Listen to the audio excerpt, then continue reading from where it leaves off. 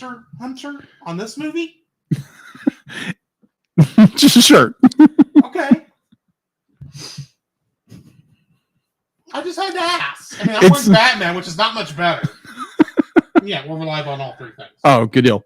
Yeah, it's actually it's based off Brian's book, his first book. I need to finish that book. Mm-hmm. Same here. Huh. That's interesting. What's that? I'm not in stereo. Huh. Then I won't be doing it this way. What if this is part of my issue? Hang on. No. No. I don't think this will affect anything, but...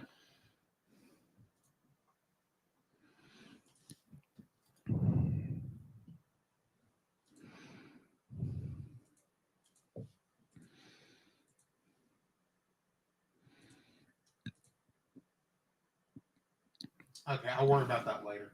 That's something I know to check for next time. Ah. Okay. Sorry.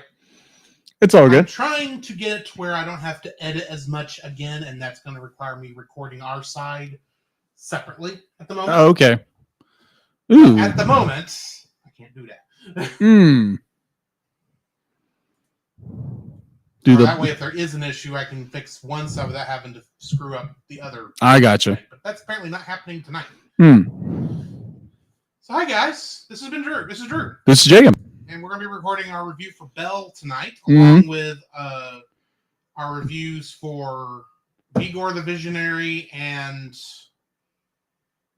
Oh, what is the name of that other episode? Oh, come on. It's the something Spire. I know that. Oh, Keeper of the Spire. Yeah, Keeper of the Spire. French. Yeah. Those episodes of Tangled. Yes. Rapunzel's Tangled Adventure. Yes. That's what we're doing tonight. We'll be getting started soon. Everything says it's going. Good. I even reset the modem this time, so hopefully nothing will crash on me. Good. Deela, are you here?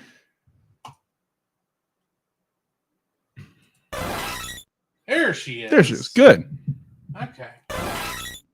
Yeah. All right. Awesome sauce. Yeah. Just wait for if there's going to be a crowd tonight or not.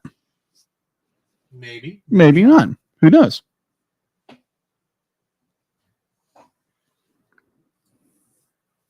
Oh, you know what I need to do? Go live on Facebook. Yeah. I forget it's got an extra click. If it'll start. Now we're live. Oh, okay. On Facebook. I was wondering why I wasn't seeing the comment log over here. But anyway, hi guys on Facebook. What's up? We didn't forget you. Nope. Technically.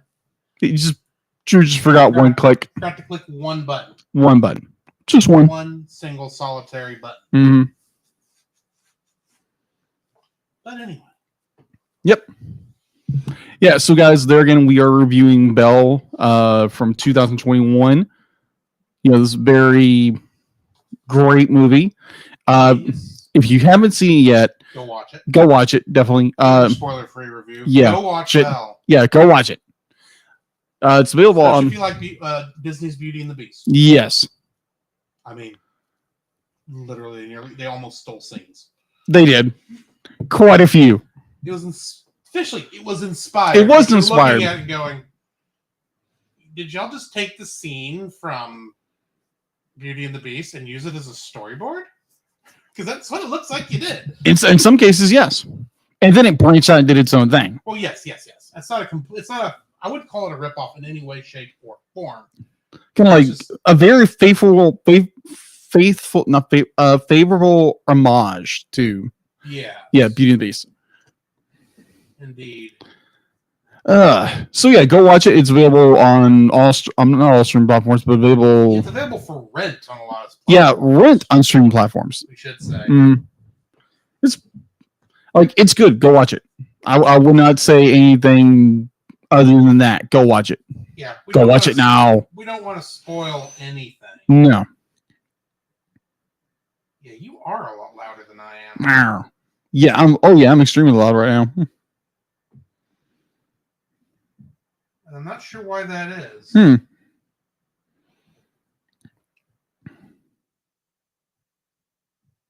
talk for me. Yep. That That's better. Hmm. But now I'm quiet. Huh. Weird.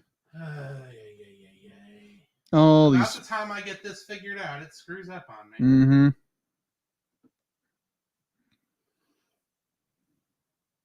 Check. Why am I so stinking quiet? I don't know. It hates. Check.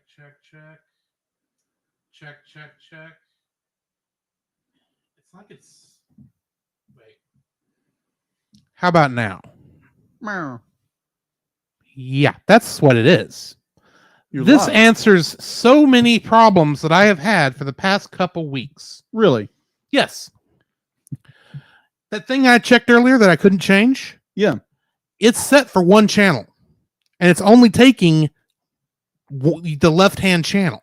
Really? So that's why I've been so quiet and I had to fight it so stinking much because that stupid setting got switched on me. Hmm. So yeah, I should sound a lot more in tune with you now. Good.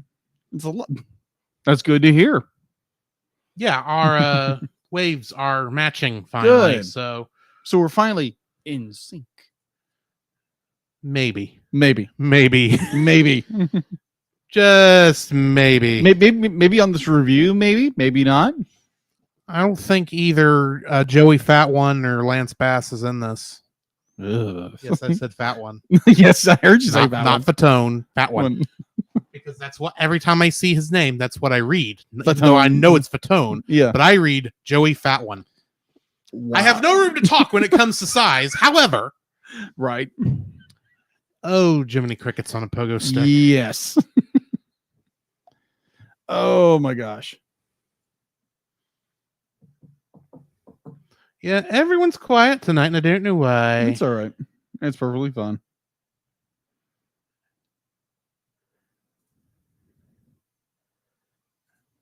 But anyway, Yeah.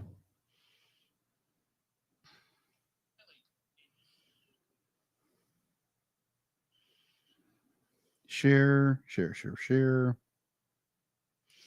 I need to get trivia up while I'm thinking about it. Yes, you 'Cause do. I didn't put it in my notes. It's the one thing I didn't do.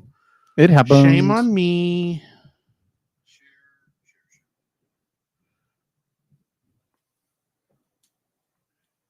Muting my ringer, Yeah. even though that audio would still play it even if the ringer was muted.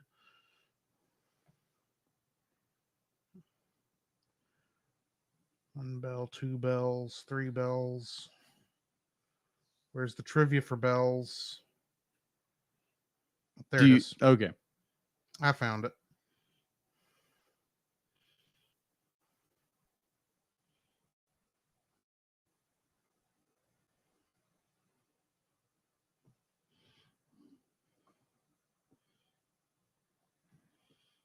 All comments.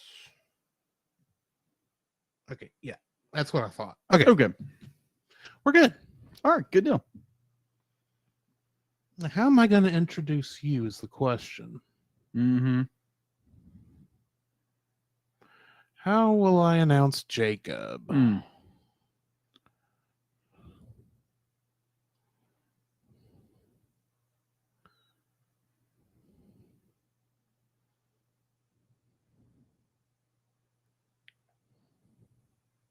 Okay, I think I know. Boom, boom, boom, boom, boom, boom, boom, boom, boom, boom, boom,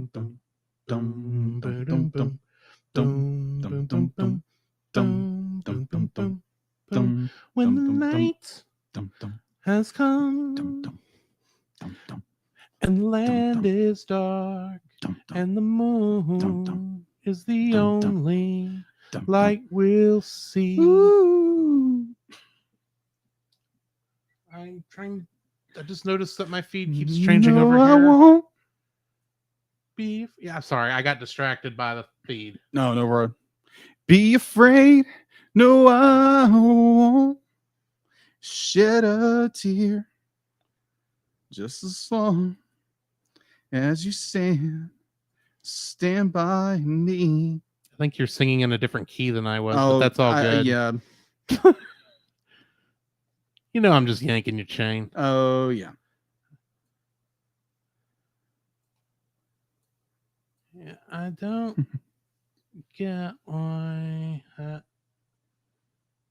They launched the two different points. No, that's not what I mean. Okay, yeah, the movement is smooth. It's just looked like it was being stupid. Mm, Sorry. you're good. Sorry. It's all good.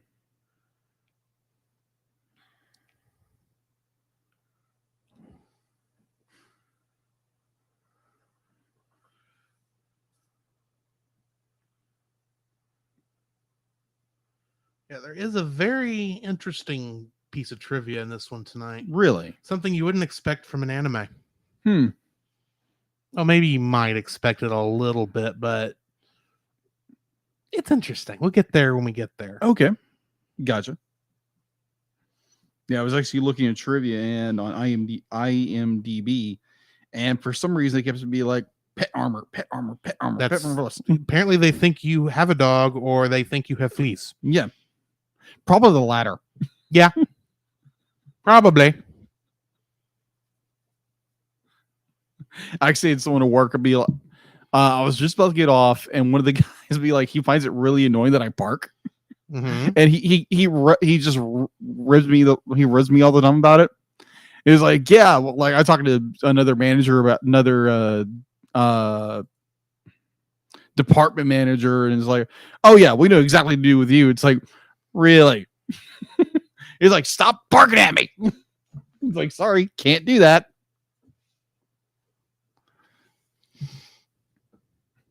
Rough. It is what it is. Yeah, exactly.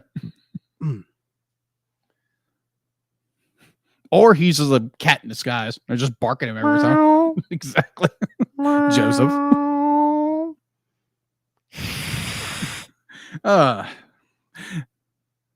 So I will be mentioning a cat in news. There was a cat in the news. Yeah, there's a cat in the news. Well, it involves a very famous cat. I didn't see any Garfield release news Really? outside of a YouTube video talking about an old dark ride at an old amusement park that Mm-hmm. got closed down. Oh, it got rethemed like a couple years ago. Mm. So now you got me curious. Yes, there is a Garfield movie coming out. Like there needs to be, because it works. Yeah, there's an Andrew Garfield thing.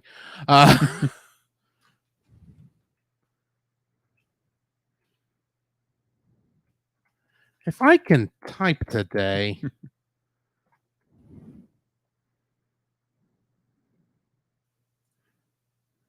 Garfield, the movie.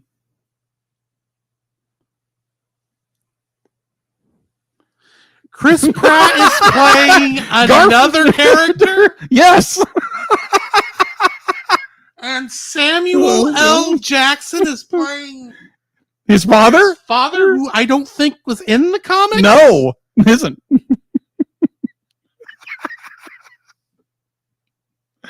Oh my gosh. This is weird. Yeah, it is weird. Nickelodeon, what are you doing to us? Because technically it's owned by Nickelodeon. Yes, now. it is. Doesn't Nick own a lot of stuff right now? It owns too much. Bear in mind, Nickelodeon owns both Garfield and the Teenage Mutant Ninja Turtles. That is true. It is very possible if they ever decided to. Well, heck, the Nickelodeon All-Star Brawl video game. Yeah. Both the Turtles and Garfield are playable characters. Yeah, which is weird. it is weird.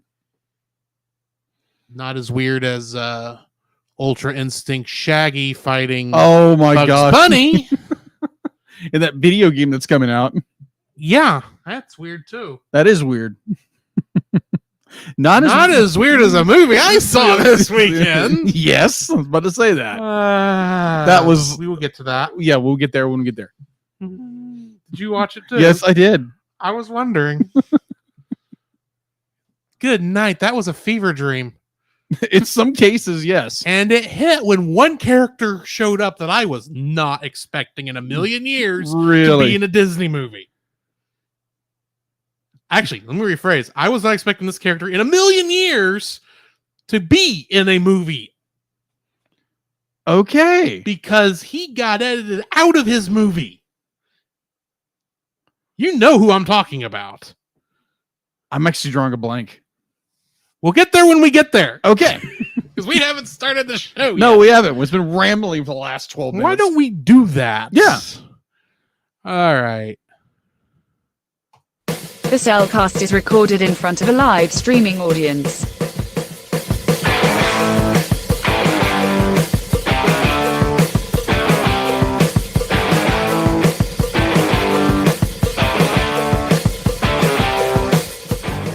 Hello and welcome to another episode of the Cellcast.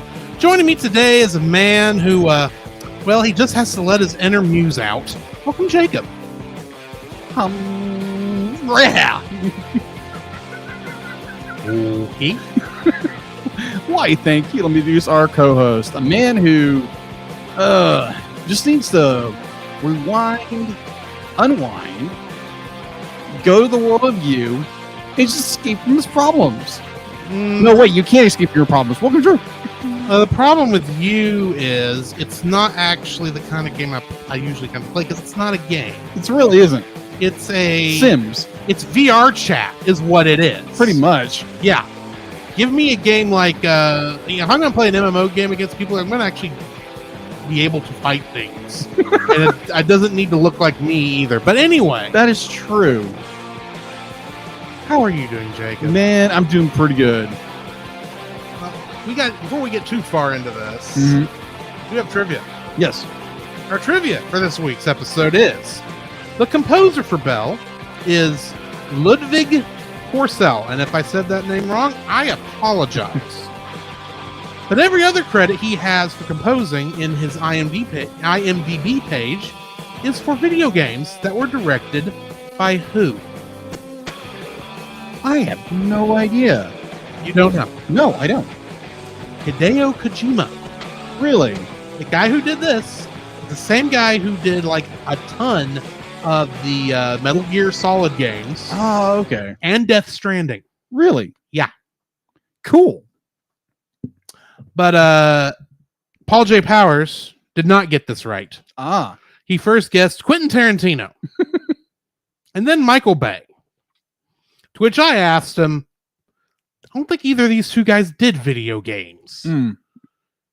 Because that just tells you he wasn't paying attention. Just wanted to throw an answer out there. It's Paul. Of course. He's just making up stuff because he likes to interrupt and have fun. Mhm. Mess with people. He does this to Francisco all the time. Mhm. We're just also apparently targets. Hey, it's always nice to be a target.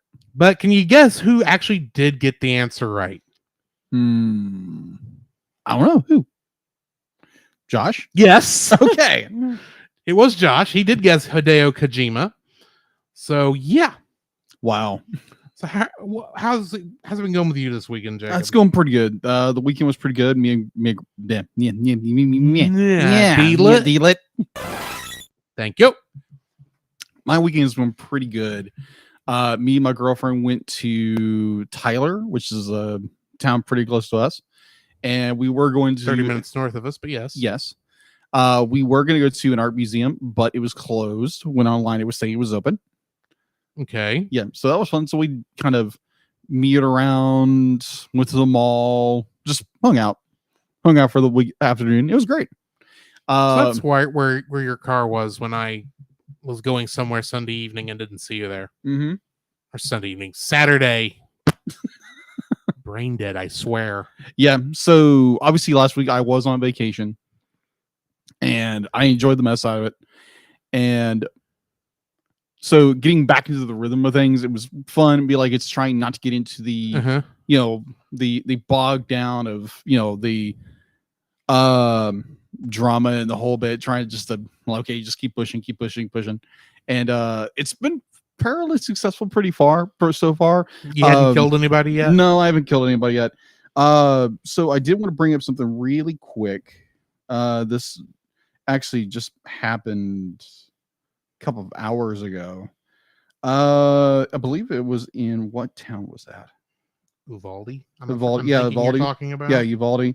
The school shooting in Uvalde at Robb Elementary School, where sadly 14 students and one teacher lost their life to a crazed gunman. So definitely pray for those people. Pray for that situation. Pray for the people, and that's a terrible situation. And there's a lot of people that's like, well, we need just a ban guns. Like that's not going to solve anything.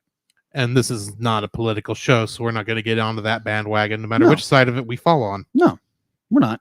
Be like, I thought it was just something that needed to be talked about because it's something that it stinks. It's something that's happened, and it's sad that people lost their lives because of it. So other than that, it has been a pretty. I'm trying to draw a lot more, trying to get that train moving, and that's always fun. Either or. How have you been? I've been okay. Been trying to work on some creative things that I don't want to touch on just yet. Same. But I've had a pretty good week. It's been slow. Good. At work. Well, that's a good thing and a bad thing, right? Yeah. It's bad for my paycheck, but everything's all good either way. It's just not as good as it could be, as that guy in Wonder Woman says. Wonder Woman 84, that movie. Anyway, making bad jokes. This is new. This is normal for me. I guess I'll go ahead and tell you what I've been watching since I have nothing else to talk about. I saw a movie last Saturday. Yeah. That was a fever dream. I'm convinced. Chippendale Rescue Rangers on Disney Plus. Yes. So, if you don't know, this is not based on Chippendale Rescue Rangers, despite the name. It's based on what someone would think Chippendale Rescue Rangers was made if the cartoon characters were actually real. Yeah, if they were really actors. Yeah. Which I have an issue with that part, but I'll get to that in a minute. Okay. But the amount of cameos in this film, oh my gosh, is crazy. Agreed. Including, and I am not kidding here, Ugly Sonic. Yeah. Oh, yes. You're right. As a character I never expected to see again.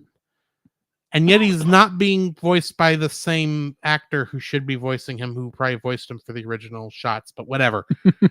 for Sonic 2020. Right. I still don't know how on earth do you negotiate the rights for that? You've got we want Sonic the Hedgehog to be in the movie. Oh, you just want regular Sonic the Hedgehog? No, not just regular Sonic the Hedgehog. We want the one that had to be cut. And you're thinking, why? It's like, because this is what we're doing. It's like, okay.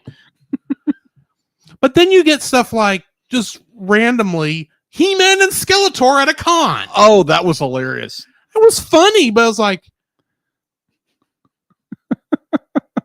which is owned by Universal. And Skeletor are in a Disney film movie. Yeah. And it gets stranger. You get the ponies from the Gen 4 My Little Pony. The one that created the Brony for fandom. Yeah. Those ponies are in this film for like a hot second. Yeah. Hasbro. Yes. And then there was something else I watched earlier today. It was a music video that they had put on YouTube. That's the version of the theme song sung by a pop singer that nobody wants to hear because they want to hear the original version. Yeah.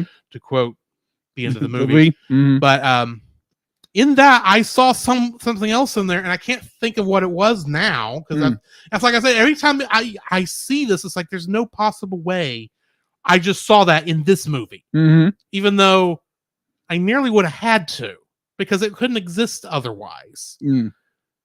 Because this is just so stinking weird of a movie. It was a fever dream. Like I said, it's a fever dream, for crying out loud. I can't understand how this movie got made. A, B, how this movie got approved for Disney Plus with all these characters in it. C, how they thought this came up with this idea and then just ran with it. Mm-hmm. And D, how you make no record of the fact that Chip and Dale existed before Chip and Dale Rescue Rangers. No other version of Chip and Dale appears in this film. Neither does Donald Duck or Mickey Mouse or any of the other characters. Yeah. I mean, we get Baloo. Yeah. You know The who live action version of Baloo. You know who he's voiced by, right? I think it's the same person doing the live action version of Baloo. No, it's not. I didn't catch who it was then. Stephen Curtis Chapman. That's just weird. That was weird. That's just weird. My girlfriend pointed it out, and I was like, what? This is a weird film. It is a weird film. We are going to have to review it, but honest, because right now I just can't think of how this exists. Because here's the thing. We've seen these metaverse cartoon movies Oh, yeah. a lot recently. Yes. We had Space Jam: A New Legacy Yes. that did this. And it was restricted simply to characters Warner Brothers owned, Exactly. which is fair. We've seen Disney do it like back with Roger Rabbit, and that also included Warner Brothers characters, but that's just because how it was. That was the deal. And Roger's in this And Roger's movie. in this movie too, which means Mickey Mouse is in this universe somewhere. Yeah. Where is he not on screen? Heck, did you catch the Keyblade? No, I didn't. It is dead when they get to the knockoff. Where they find all the parts. Oh, yeah. Dead center is a Keyblade. I'm going. This is the closest I'll ever get to Disney actually saying that Sora exists in this world, isn't it? Yes, it is. And I need to watch it again because that's like, okay, which Keyblade is that? Or is this just your excuse? Is this some weird connection into Kingdom Hearts 4 at this point? Oh, no. No. We're not going there. With Tetsuya Nomura, you never know. That is true. That is so true. More on that as part of, well, not going there yet.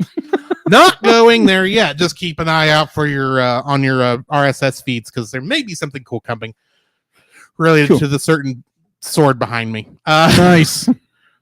Get there when we get there. Exactly. But You're welcome, patrons. Yes. Well, everybody at this point. I don't care. Okay, whoever.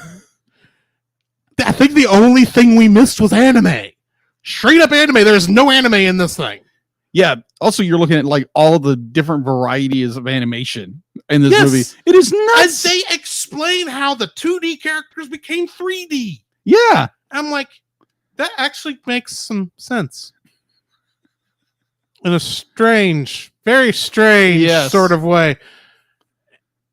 I don't want to get too much farther into this because I'm going to start spoiling the film. Yeah. I don't know if I should say spoiling this film because a lot of this seems like stinky cheese. Just make one more reference. Oh my gosh. But yeah, that was an interesting movie. Also, I watched another episode of Spy Family. That show is just too precious for words. I mean, there's a point in the episode because I'm watching the English dub. Yeah. So I'm like 2 episodes behind, I think, where the people watching the Japanese version are. And I'm sitting there going, you, who is obviously Anya's new best friend, I love you. You need to hang out more often. There's no way this show is going to end well. Because at some point everything's going to go to pot. You just know it. Yeah. And then there's the other show I'm afraid is not going to end well. Love After World Domination. Because this thing is feeling more and more like Romeo and Juliet. Which, as you know, is a tragedy. Yes. And this just feels like it's going that direction. It's like there's no way these two are going to be able to bridge the gap between the two team, the Power Rangers team and the evil team. Mm-hmm. Except maybe it will work. It's hard to tell But yeah, I've been watching that. And then when we were over at Chase's, we watched Is It Wrong to Pick Up Girls in a Dungeon? Yes, that's what it was called. Thank you. That was interesting. Although I think you and Chase got hung up too much on them mispronouncing God's names, but whatever. Yeah. I will say this. More than likely, those are the Japanese names, and the Japanese probably don't have the same Probably.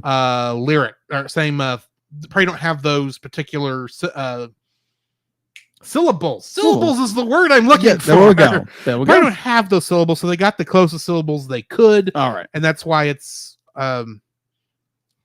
Hephaestus instead of Hephaestus. Yes. But besides the point, Yes. I've also been playing more Legend of Zelda Breath of the Wild for my own fun. I am trying to go 100%. And I was successful at getting the Master Sword before going into any of the Guardian Beasts. Jacob has no idea what I'm talking about. No clue. No clue. I'll put it this way. In order to get the Master Sword, you know what the Master Sword Yes. is. Okay. In order to get the Master Sword in the game, Mm-hmm. you have to get 13 total hearts before you can pull it out. Otherwise, you'll die. Okay. You get a game over if you can't pull the Master Sword out when you try to do it. Okay. I'll keep And that so in you mind. start off, well, yeah, you'll get to it eventually. Yes. You start the game with 3, Hmm. which means you have to get 10 hearts. Hmm. Do you know how you get heart pieces? By killing monsters? No. Well, in a sense. You get heart pieces in the Zelda games typically Yeah. by completing dungeons Hmm. and then finding random That heart makes sense. pieces Yeah. around the landscape. They changed it for this game. Hmm. In the sense they combined it because there's only technically 5 dungeons in the game. Technically. Yeah. The 4 Guardian Beasts and Hyrule Castle. Okay. But you have all these shrines scattered out everywhere that are all these little puzzles that you have to complete. And when you complete those, you get a spirit orb. And when you get 4 of those spirit orbs, you can take it to a statue and trade it for 4 of them for a heart piece or a stamina upgrade. Yeah. Which means at bare minimum, you have to get 40 of these orbs Wow. before you can go after the Master Sword, which means you have to defeat 40 shrines. And the thing is, I was trying to do this without accidentally triggering any cutscenes, which meant I couldn't go to the areas in which the Guardian Beasts were Right. because it would trigger cutscenes. Hmm. They are not easy to get to without doing that. Really? No, they are not. I did get it, but it was tough. It was tough doing that. And now I'm going through and just, getting all the Guardian Beasts because I've got the sword that will, at least let you kill the bosses fairly quickly. Because I got the Master Sword. But now I'm working towards getting ancient armor, which requires me killing a lot of guardians.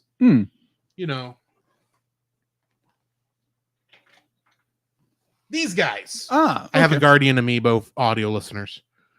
So I'm showing that to Jacob. I have to kill like a bunch of these. Huh. These are hard to beat. But anyway.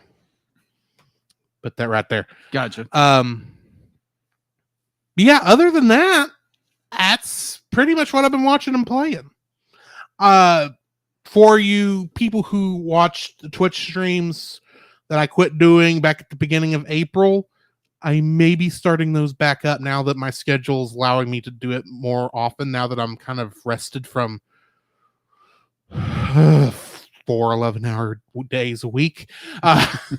So I may be bringing those back. I haven't decided yet, though. So keep an eye out for those. Gotcha. On our Twitch channel, the Cellcast Gaming.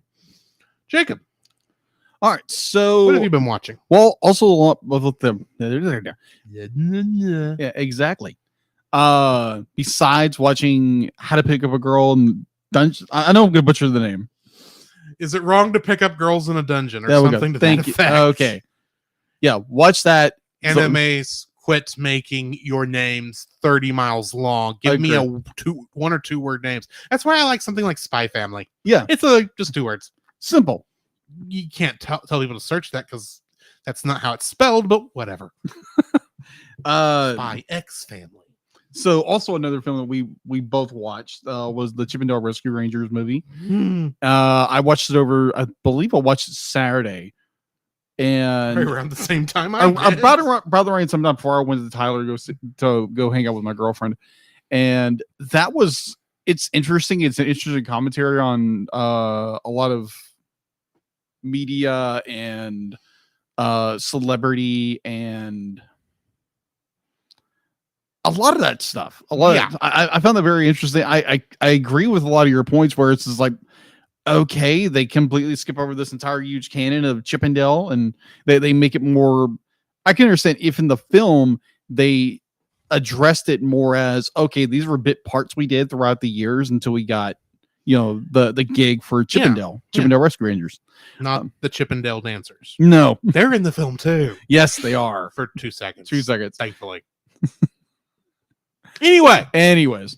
So yeah, I thought it was an interesting film. There's a lot to process throughout this entire film. There were parts This is why we'll be reviewing it later. Yes.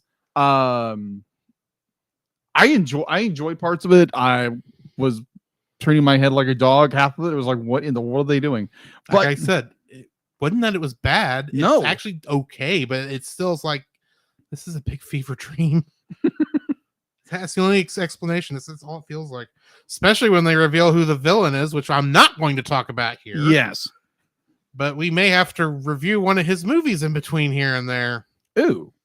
This is a thought. I may be moving some stuff around. Oh, okay, that makes sense. Because I don't think... No, we haven't reviewed that yet. Okay.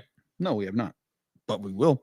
I love how we're teasing stuff that we haven't even just talked about yet. No, you're discussing it on the air and talking Yes. about like, oh yeah, Yeah, we're we gonna need do to this review this movie at Yes, we some do. point in time. Yes, we do. Because, well, it's a classic Yes, movie, but yeah, agreed. It's now controversial, but meh. it's a... Yeah, I'm not going to say anything that even tells you what we're talking about, because for all you know, we're talking about Song of the South. We're not. we're But not. for all you know, from what Jacob just said, which that might be a possibility too. Yes, But moving on. yes. So I continue watching Star versus the Force of Evil. Mhm. Really good. Very unique storytelling. I think I'm in season 2, I believe. I think it's season 2 or 3, one of those. And it's really good. It's really interesting. And I watched that on top of Sword Art Online season 2 through 4. And I Mhm. know a lot of people do not like the series. You're just saying that because we had a long discussion about it in the parking lot at church Thursday. That is true, but also I've had other conversation with other people about this series. Right. It's a divisive series. It is a very divisive series. That's the and- nicest thing you can say about it. Yes, it is very divisive. There's parts of this film the show in general that I enjoy. There's other parts like, whoa, okay, you went there. It's like, okay, Kirito, what are you doing now? Why is everybody doing this for you? Blah blah blah blah blah. But Kirito is the main character of the show. Right. And season 4 is, I like how the direction they're going in season 4. Mhm. The first half of season 4 was okay. That was something. That was weird. They literally had a character transformed into a sword in order to fight the big baddie. What is this? Soul Eater? Maybe. Because that's how Soul Eater works. Yeah, pretty much. It just got bizarre beyond bizarre, and I was like, "What in the world?" But either or, I'm most likely going to finish it, and I might put one of the movies on the list. Okay. So, yeah, I think that's all that I've been watching so far. Yeah, that's all I've been watching. All right. What do we got in the news? All right, so Another fever dream from what you showed me. all right, so Hollywood legend Samuel L. Jackson, yes, that's Samuel L. Jackson, has been added to the animated cat roster of where he is recording Let's see. He's wrapped up his recording for the Feline Samurai Jimbo in Paws of Fury, Legend of Hank. That's coming out. That's what we were previously calling Blazing Samurai. Yeah. Which I think is a better name, but Yeah. whatever. Oh, I agree. Completely agree. So that'll be coming out July 15th. He is also adding his voice to, he is going to be in the upcoming, let's see, he is going to be apparently a Garfield movie. Either it's going to be a short or something. We really don't know because there's not a whole lot of detail about it yet. But he is voicing Garfield's dad, which is a brand new character. He has, as far as I can tell. yeah. So we're getting that. Also, a certain actor who has a tendency of Chris freaking Pratt I was getting there. is Garfield. He's Garfield. It's like, Chris, can you get at least one animated movie out before you announce another one? You're playing two characters who eat lasagna. That is true. I Except assume one's a Mario. plumber. I assume Mario eats lasagna. He's Italian, but anyway, So yeah, be like that we don't have any data what that movie will come out. They're just announcing who's gonna be who. And yeah, Chris Pratt is Garfield. can you just imagine what Samuel L. Jackson's going to be like in that movie? Oh gosh. A very tame Samuel L. Jackson. I'm tired of these blankety blank spiders in my blankety blank house. That didn't make sense. I blankety blank hate Mondays. Anyways, Blankety blank. blankety blank. Exactly. No, that's not the name of this episode. All right, so there has been some interesting developments over at Netflix. Another round of layoffs in the wake of the declining subscription numbers and stock value. Netflix has laid off over 150 employees across the company, representing 2% of its workforce, largely in the United States. The streamer also eliminated 70 roles from its animation unit, as well as roles from social media and publishing contractors. The cuts were revealed in an interview, and yeah, that's also they're cutting shows, they're cutting movies that are animated. So yeah, Netflix is taking a hit. Yeah, a massive hit. So yeah, because I was watching something where we had that big boom where like all the animators from the big studios were moving over to Netflix. yeah. Hulu, And now they're all getting cut. because I guess the animated stuff's not making them any money. Maybe. I don't know. Yeah, it's weird. And I'm hoping the anime side is okay, but Mm-hmm. because I still want another season of Godzilla Singular Point. But yeah, Yeah, crazy. So yeah, that's all I have for in the news. Well, then we should get into the spoiler-free section of our review for Belle. Yes. Technically based on Beauty and the Beast. Yeah. Technically. Yes. It's its own thing, if we're being honest. Agreed. It It takes elements. Yes. And some I mean, whole scenes. More on that in a minute. But that's the thing. This starts off, and it's like I kept thinking, okay, this is kind of like Summer Wars. Mhm. You've got your VR chat like virtual world Mhm. that the players can connect to. I mean, heck, the opening scene is taken from Summer Wars, just changed the names of the platforms. Agreed. It's literally the same start, except we got a different song going on and being sung by our protagonist, Mhm. Belle, or Mhm. as her avatar is known. Mhm. But yeah, there's points throughout the movie where all of a sudden you're reminded, oh yeah, this is technically based on Beauty and the Beast, Mhm. because it like forgets this for like large portions of the film. It does. Not that that's a bad thing. No. It's just all this you're getting into what's going on. And all of a sudden, they're up in the castle. It's like, where did this castle come from? Yeah. but we're in a castle, and she's got a rose, and she's talking to the beast. It's like it's almost like they're saying word for word what happened in Disney's Beauty and the Beast. And then we're back to the pop music. Okay, cool. I'm following. This is still good. This is a very excellent film. Mm-hmm. Agreed. But it's just there are moments where you get blindsided. It's like, oh yeah, this is Disney. This is Beauty and the Beast. I keep forgetting this. How do I forget it when the main character's name is Belle? But anyway, the film is good. If you're on the fence on this for some reason, yeah. And you don't know whether or not you should watch it, I'm going to tell you right now, go watch it. It's worth it. Oh yeah. It's actually a very touching film, especially near the end. Oh yeah. And I was about ready to come through that screen and smack that one guy. Yeah. I don't want to spoil what's going on. Yeah. But because you could. By the way, this is one of those elements they didn't take from the Disney movie. Yeah. Because Gaston is. Well, the Gaston figure is not the main villain. No, he's not. Like he is in Beauty and the Beast. Mm-hmm. But there was a point there I wanted to come through the screen and hit this guy because it's like, this is all your fault, you idiot. But yeah, the film was good. I have some small issues with it, which we'll get to. Right. But yeah, go watch the film. It's an excellent movie. Agreed.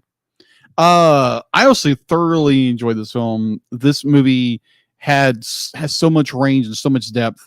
I would agree with you with there's some moments where it kind of goes, oh, okay, we're doing the Beauty and Beast thing for a moment, and then we're gonna go back to the music and our own story.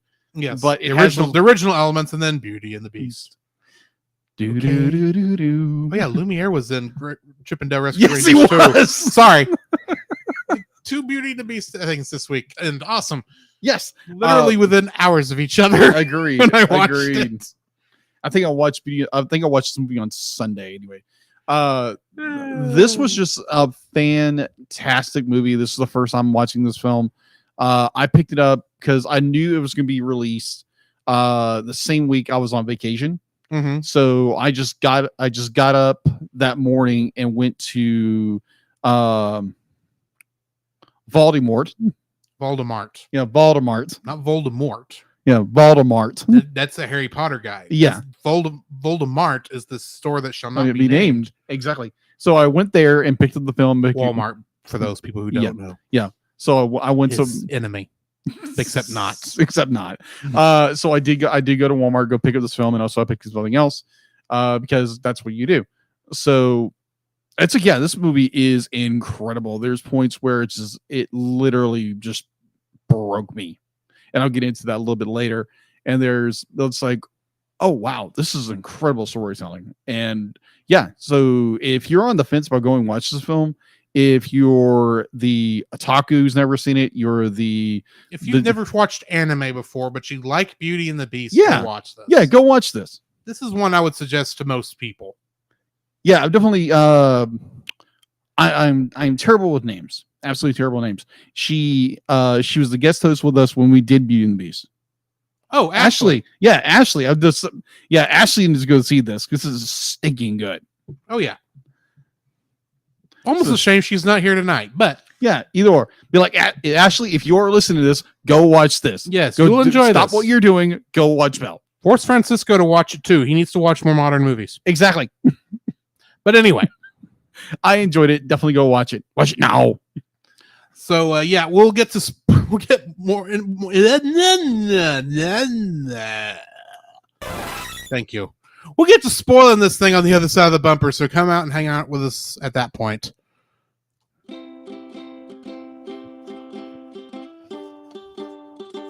Don't forget that you can download.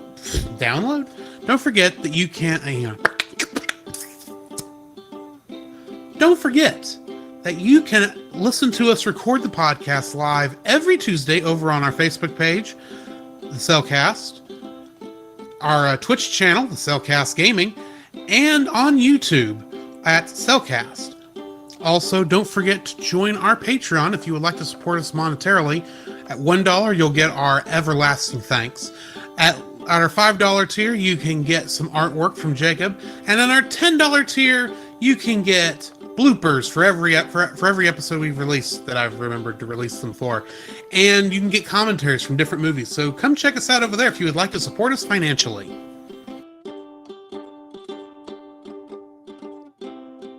Every other week, join the Retro Rewind Pod as they travel back 15 or more years along the entertainment space-time continuum in their mission to review movies and games, establishing what is still worth your time today. Expect fun banter and trivial insights from Francisco and Paul, the Master Interrupter Powers, and rotating guest hosts who are all out of time.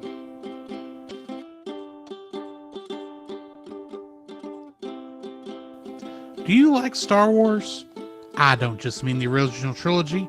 Along with that, I mean the prequels, the sequels, the anthologies, the animated shows, and of course, who doesn't like Baby Yoda? Well, if you've been in the fandom for any length of time, you know how toxic the fandom can get. And if you'd like to be able to discuss a galaxy far, far away in a much more positive light, might I suggest searching out The Outer Rim, a Facebook group dedicated to all of Star Wars, and check out their YouTube channel, which you can easily find at Pop Americana, which the podcast you're currently listening to is also a part of. To find that and more, check out the link in the description.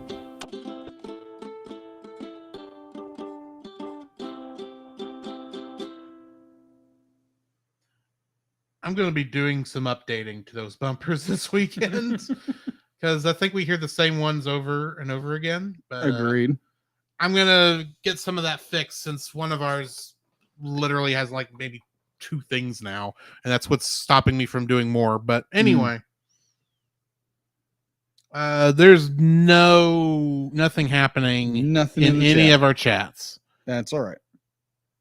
In fact, literally we have one person in Twitch, which I'm convinced is me, and no one in Facebook. So if y'all are there, guys, let us know. But in the meantime, we're going to jump into actually spoiling this thing. If you're ready to come back. Yeah, let's do it. Thank you, D-Lit. The following is a spoiler-filled review for the movie Belle. Listener discretion is advised.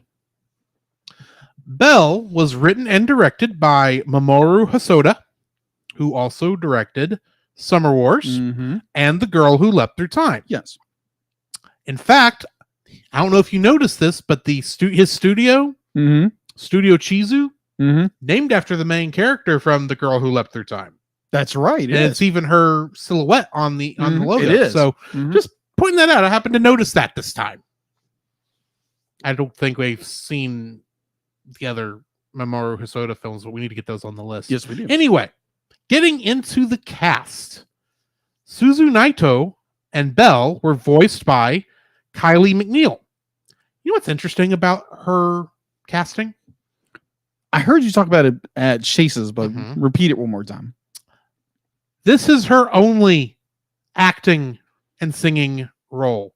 Really? Professionally. She was hired off the street. Really? And she has, it's not that she hasn't gotten another role yet. I just think she hadn't, maybe she just had, this movie hasn't gotten her in the limelight yet. Because this is her first role, period. This is her debut. Really? Yeah. Okay, so what's her name again? Kylie McNeil. Kylie McNeil. Okay. She's literally 18. Wow. And she does an amazing job in this film. You know, props. Both acting wise and singing wise. Yes, agreed. Kay and Dragon were played by Paul Castro Jr. And in the video game The Addams Family Mansion Mayhem, he played Pugsley. Really? Yes. Huh. That game is based off of the first Addams Family animated films, to give you an idea as to who he's pretending to be. Oh, okay. In that one. I don't know if he did a good job because I hadn't played it. Suzu's father was played by Ben Lepley, and in the video game New Pokemon Snap, he played Professor Mirror. Hiroka Betsuyaku was voiced by Jessica DeCiso. I'm sorry if I said that name wrong.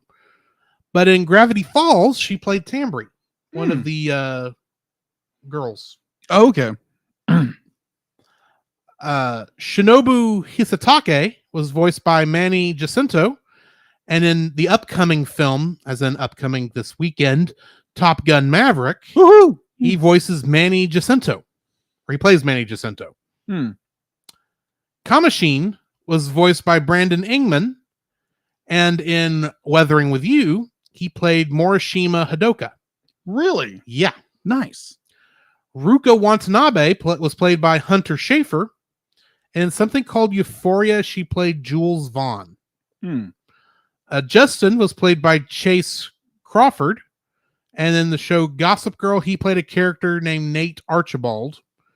If you can't tell, some of these I had a hard time finding something I thought worked. Right. Okamoto was played by Ellen Stern, and she played Masaki Kurosaki in Bleach the Movie 2, Diamond Dust Rebellion. Jelinek was played by Andrew Kishino, and he's the original voice for Saw Gerrera in Star Wars The Clone Wars. Really? Yeah. Swan was played by Noelle McGrath, and she was additional voices in Robotech. Tokore Maru was played by David Chen, and he played Happy Hogan in What If. Huh. Kita was played by Jessica G. George, and in Sailor Moon Crystal and the Viz dub of Sailor Moon, the original Sailor Moon, she was the voice of Pets, one of the villains. That's literally pet with the word Z. Letter Z. Pets. Yoshitani was played by Barbara Goodson. And you know who she is. Barbara Goodson. I brought the name up many times. Yes, you have. To the point where I have decided, and probably I will have it inserted here, a sound effect is going on the soundboard. Really? Yes. So remind me again what this lovely actress has done. Hang on. I should have done this before, but I didn't really think I forgot about it. Dila, will you give me a mark right quick? Thank you. Let my monsters grow. Hang on. I beat you to the punch.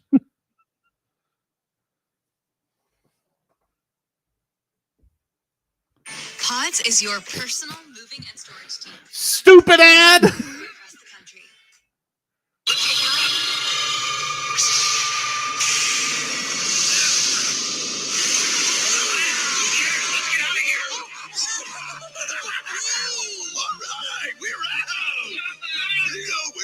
Wake up, we're free.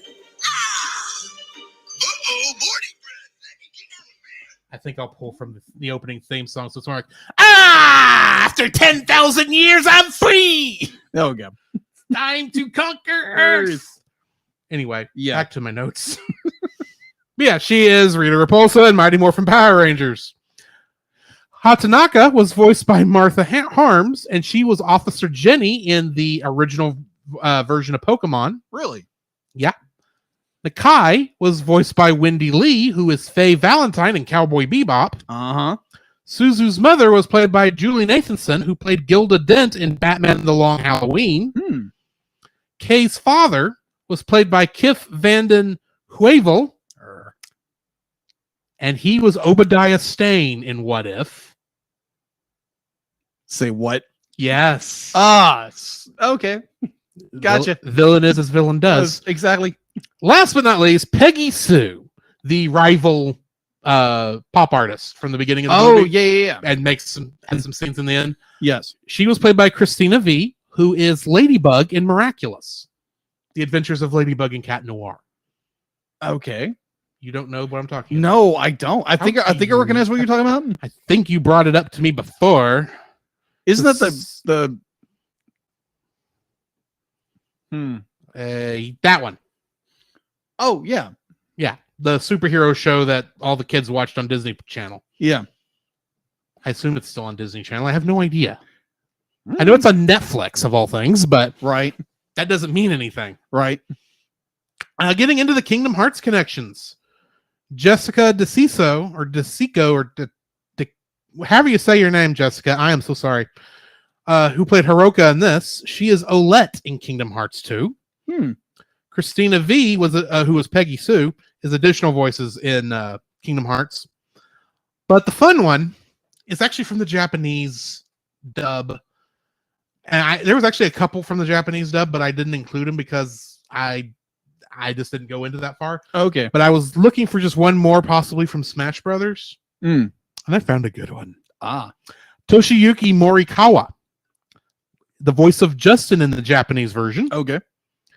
is the voice of this character, not only in the Japanese version, but in the English version, because for reasons unknown to me, both characters from this game are speaking in Japanese only in Smash Brothers. Okay. He is the voice of Sephiroth. Whoa. Okay. Yeah, Wow. because both Cloud and Sephiroth, for some reason, only speak Japanese in Smash Brothers, and I don't know why. Interesting. But yeah, that's all my Kingdom Hearts connections. All right. So going in info and stuff. IMDb, it has a 7.6 out of 10. You can watch it on all platforms, or where you can rent it on all platforms Yes. for $3.99. It was produced by, as Drew said earlier, by Studio Chizu. I want to say Shizu, but it's Chizu. It's Chizu. Chizu. Distributed by Toho. Here in the Mhm. States, also done by G Kids. Its release date was actually premiered at the Cannes Film Festival. Thank you, Cannes Film Festival, July 5th, 2021. And it premiered in Japan in the next day, on July 16th. Box office. Let's see. It had an estimate. It does not give me I could not find an estimated budget. That's not surprising. A lot of Japanese animes don't give you the estimated budget, That is true. That is so true. All right.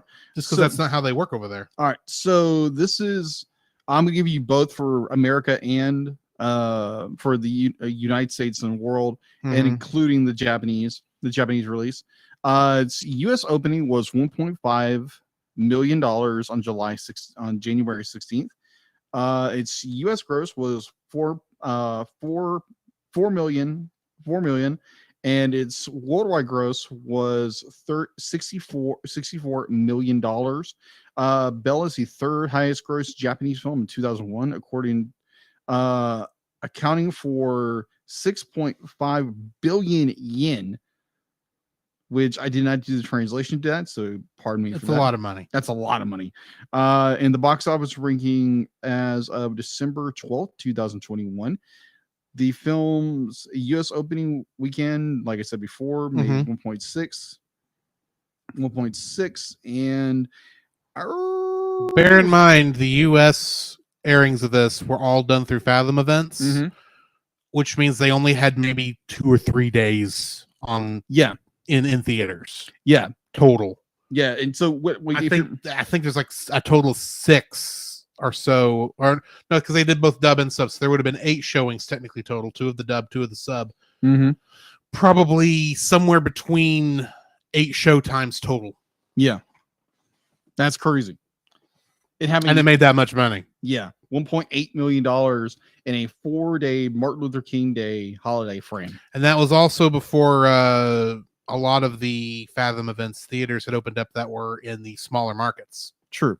like because they just now, like the last couple of weeks, did that. Very true. All right, so home release. The film was released on May 17th, 2022 on Blu-ray DVD by G Kids here in the States. So that's all I have for info and stuff. All right, getting into the summary. Suzu Naito is a 17-year-old high school student who lives in rural Kochi Prefecture in Japan.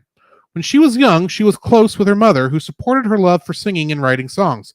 However, one day, Suzu witnessed her mother rescuing a child from a flooding river at the cost of her own life. The traumatic experience caused Suzu to resent her mother for abandoning her for a stranger's child, and she became unable to sing. The event has led to her growing distant from her father despite his attempts to reach out, though she remains close with a group of older choir teachers whom were her mother's friends. She is alienated from most of her classmates, with the exception of her childhood friend and self-appointed protector, Shinobu Hisatake, on whom she has a crush. Popular girl Ruka Watanabe, her sportsman classmate Shinjiro Chikami, nicknamed Kamashin, and her genius best friend Hiroka Betsuyaku. On Hero's suggestion, Suzu signs into the popular virtual metaverse known as You and creates a beautiful avatar with freckles she names Belle, the English translation of her own name. That is literally Bell, not the Bell that the movie is spelled for. Upon logging into U, Suzu finds herself capable of singing again. Belle's appearance is at first criticized due to her freckles, but after making several appearances while singing and with the assistance of Hiro, who has appointed herself as Belle's manager and producer, Belle soon becomes a big hit. Following her popularity, people start to refer to her as Belle, spelled Belle, which means beautiful in French. During one of Belle's concerts, an infamously strong and near unbeatable user simply called the Dragon, or the Beast, makes a violent appearance and ruins the concert. This prompts a vigilante group led by the self-righteous Justin to begin hunting the Dragon, accusing him of disturbing the peace of U. Using a specialized program, Justin plans to unveil the Dragon's identity to the public. Suzu feels intrigued by the Dragon and begins to gather information about him. She discovers that he is popular amongst children who consider him to be their hero, particularly a shy boy named Tomo, who was in the news with his brother and father following his mother's death. Belle searches U for the Dragon while evading Justin. She is led to the Dragon's hidden castle by a mysterious angel avatar, although I think they were more mermaids than angels, Yeah, is what the movie calls them. But anyway, because I watched with the subtitles on, even though it's English, and it called them mermaids. Really? Yeah. Interesting. So just throwing that out there. Interesting. And finally meets the Dragon and his 5 guardian AIs. Despite their rocky start, Belle and the Dragon grow close. Meanwhile, in the real world, Ruka confides to Suzu that she has someone she likes. Since both Ruka and Shinobu are the most popular students in school, Suzu mistakenly believes that Shinobu is the one Ruka likes, until Ruka later clarifies that the one she likes is Kamashin. With Suzu's help, Ruka and Kamashin are able to admit their feelings for each other. Back in U, Justin captures and interrogates Belle, aware that she is close with the Dragon, and threatens to unveil her identity to the whole world if she refuses to cooperate. The Dragon's AIs rescue Belle at the last second. However, their intervention allows Justin and his group to locate the Dragon's castle and destroy it, though the Dragon escapes. Belle manages to find him and tries to help him, but he flees before she can do anything. Suzu and Hiro immediately work to find out the Dragon's real identity before Justin can warn him. They find a live video feed of Tomo singing a song only Belle and the Dragon know, and realizing that Tomo is there was an angel avatar. It's just the other AIs were the mermaids. Mermaids, thank you. The feed reveals that Kei and Tomei are... I'm backing back up. Realize that Tomo is the angel avatar and that his older brother Kei is the Dragon. The feed reveals that Kei and Tomo are being abused by their father.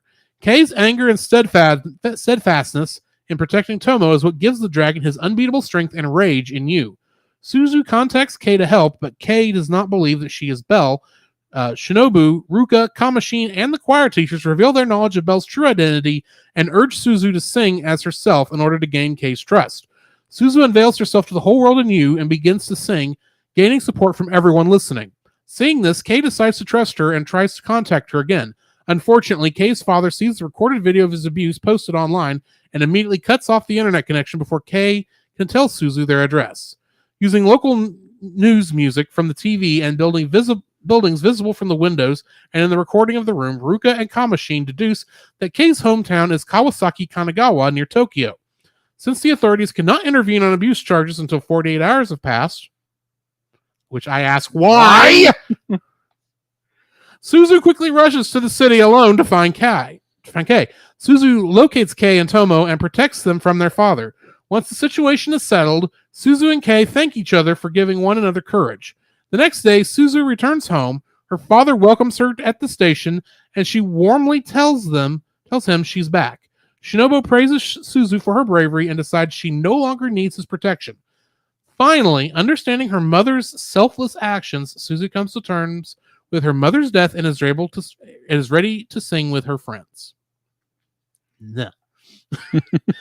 Getting into the trivia. As I mentioned before back in the trivia question, this is the motion picture debut of Ludwig Forssell.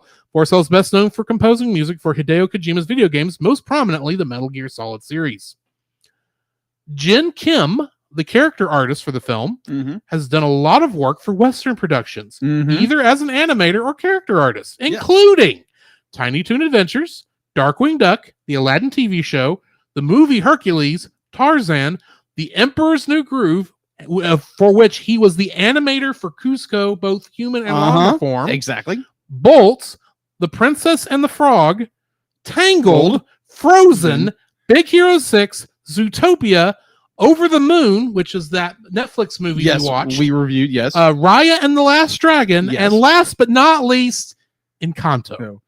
Wow. This guy is prolific in the West. Oh yeah. Definitely. If you look at the sketches for the characters, Oh, you be can like, see it. It's so much Disney. There are points in there where I swear that who was the lead in Encanto? What was her character's name? Mirabelle. Yeah. I swear I could see Mirabelle's eyes in a couple of people. Yeah. If that makes any sense whatsoever. Mm-hmm. That being said, Mamoru Hosoda and Jin Kim both had an admiration for each other's work. While Hosoda was attending the Oscars ceremony for his film Mirai in 2018, the two were able to meet for the first time. It was there the two said they would work together on a future project. This eventually became Belle. The main theme and first song heard in the movie is by the Japanese music group Millennium Parade, and there are many subtle hints and references to the group within the movie. In the Japanese version, Peggy Sue is voiced by Ermoy, which I believe is the lead vocalist on Millennium Parade stuff, from what I understood. One of the unnamed characters pursuing the dragon has a dog face, whose appearance is almost identical to the dog characters in the music video of Millennium Parade's song Philip. And if you look closely, you can spot other characters that resemble people in the dance scene in their video for Bond Dance as well.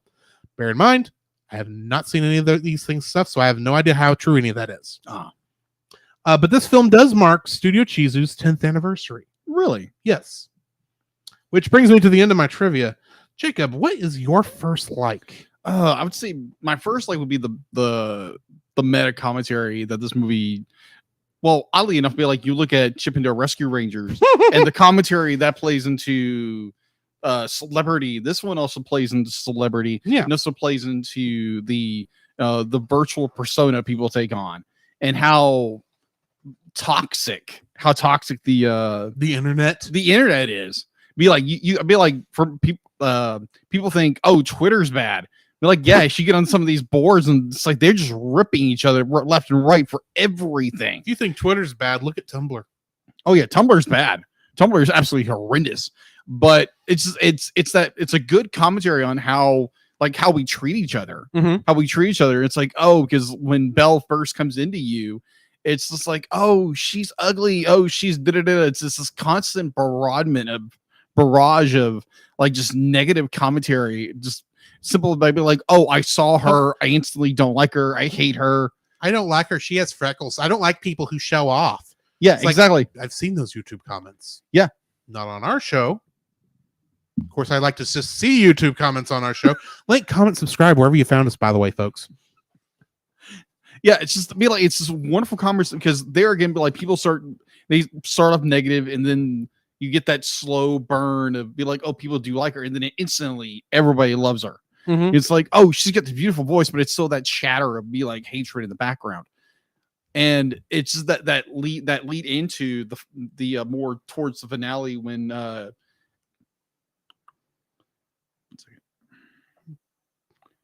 Suzu be like is confronted with be like to get Kate to like actually be like, I've got to find where he is where he can come find me. It's like I've got to reveal who I am, and everybody's like, don't do this, you'll ruin your life. Be like, no, like there's commentary throughout the entire film. It's like, be like, no one wants to see you for who you really are.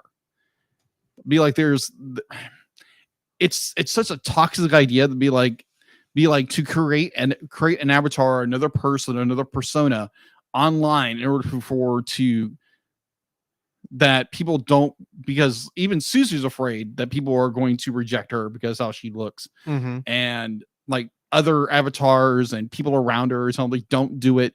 Be like, this is going to ruin your life. People are no longer to love you. They're no longer going to listen to you. Except her friends who tell her do it. Yeah, exactly. Because it's the only way he's going to listen. It's the only way he's that. And you're good just the way you are. Exactly. The only person who's fighting it is her manager friend. Yeah. And I think that's because her manager friend knows more about what was going on beforehand, and is actually worried that her friend may not be able to do what they're saying, even though they're all thinking, yeah, she can do it. Oh yeah, agreed. She's that concerned friend that's thinking maybe this is not a good idea. Yeah, and her reasoning is perfectly valid. It is completely valid, but it's wrong. Agreed. And there again, be like being yourself, not in what the world tells you, because the world can tell you a ton of things that's lying to your face. Mm-hmm. Because the world wants you to be this, wants you to be this, wants you to be this. It's like, no, just be the person that God has created you to be. Yeah. And not be the, give into the temptation of your heart or anything like that, because God's going to lead you in the right path as long as you listen to the hard things. Yeah, do the hard things, because it's the going down the narrow path into the wide path. Mm-hmm.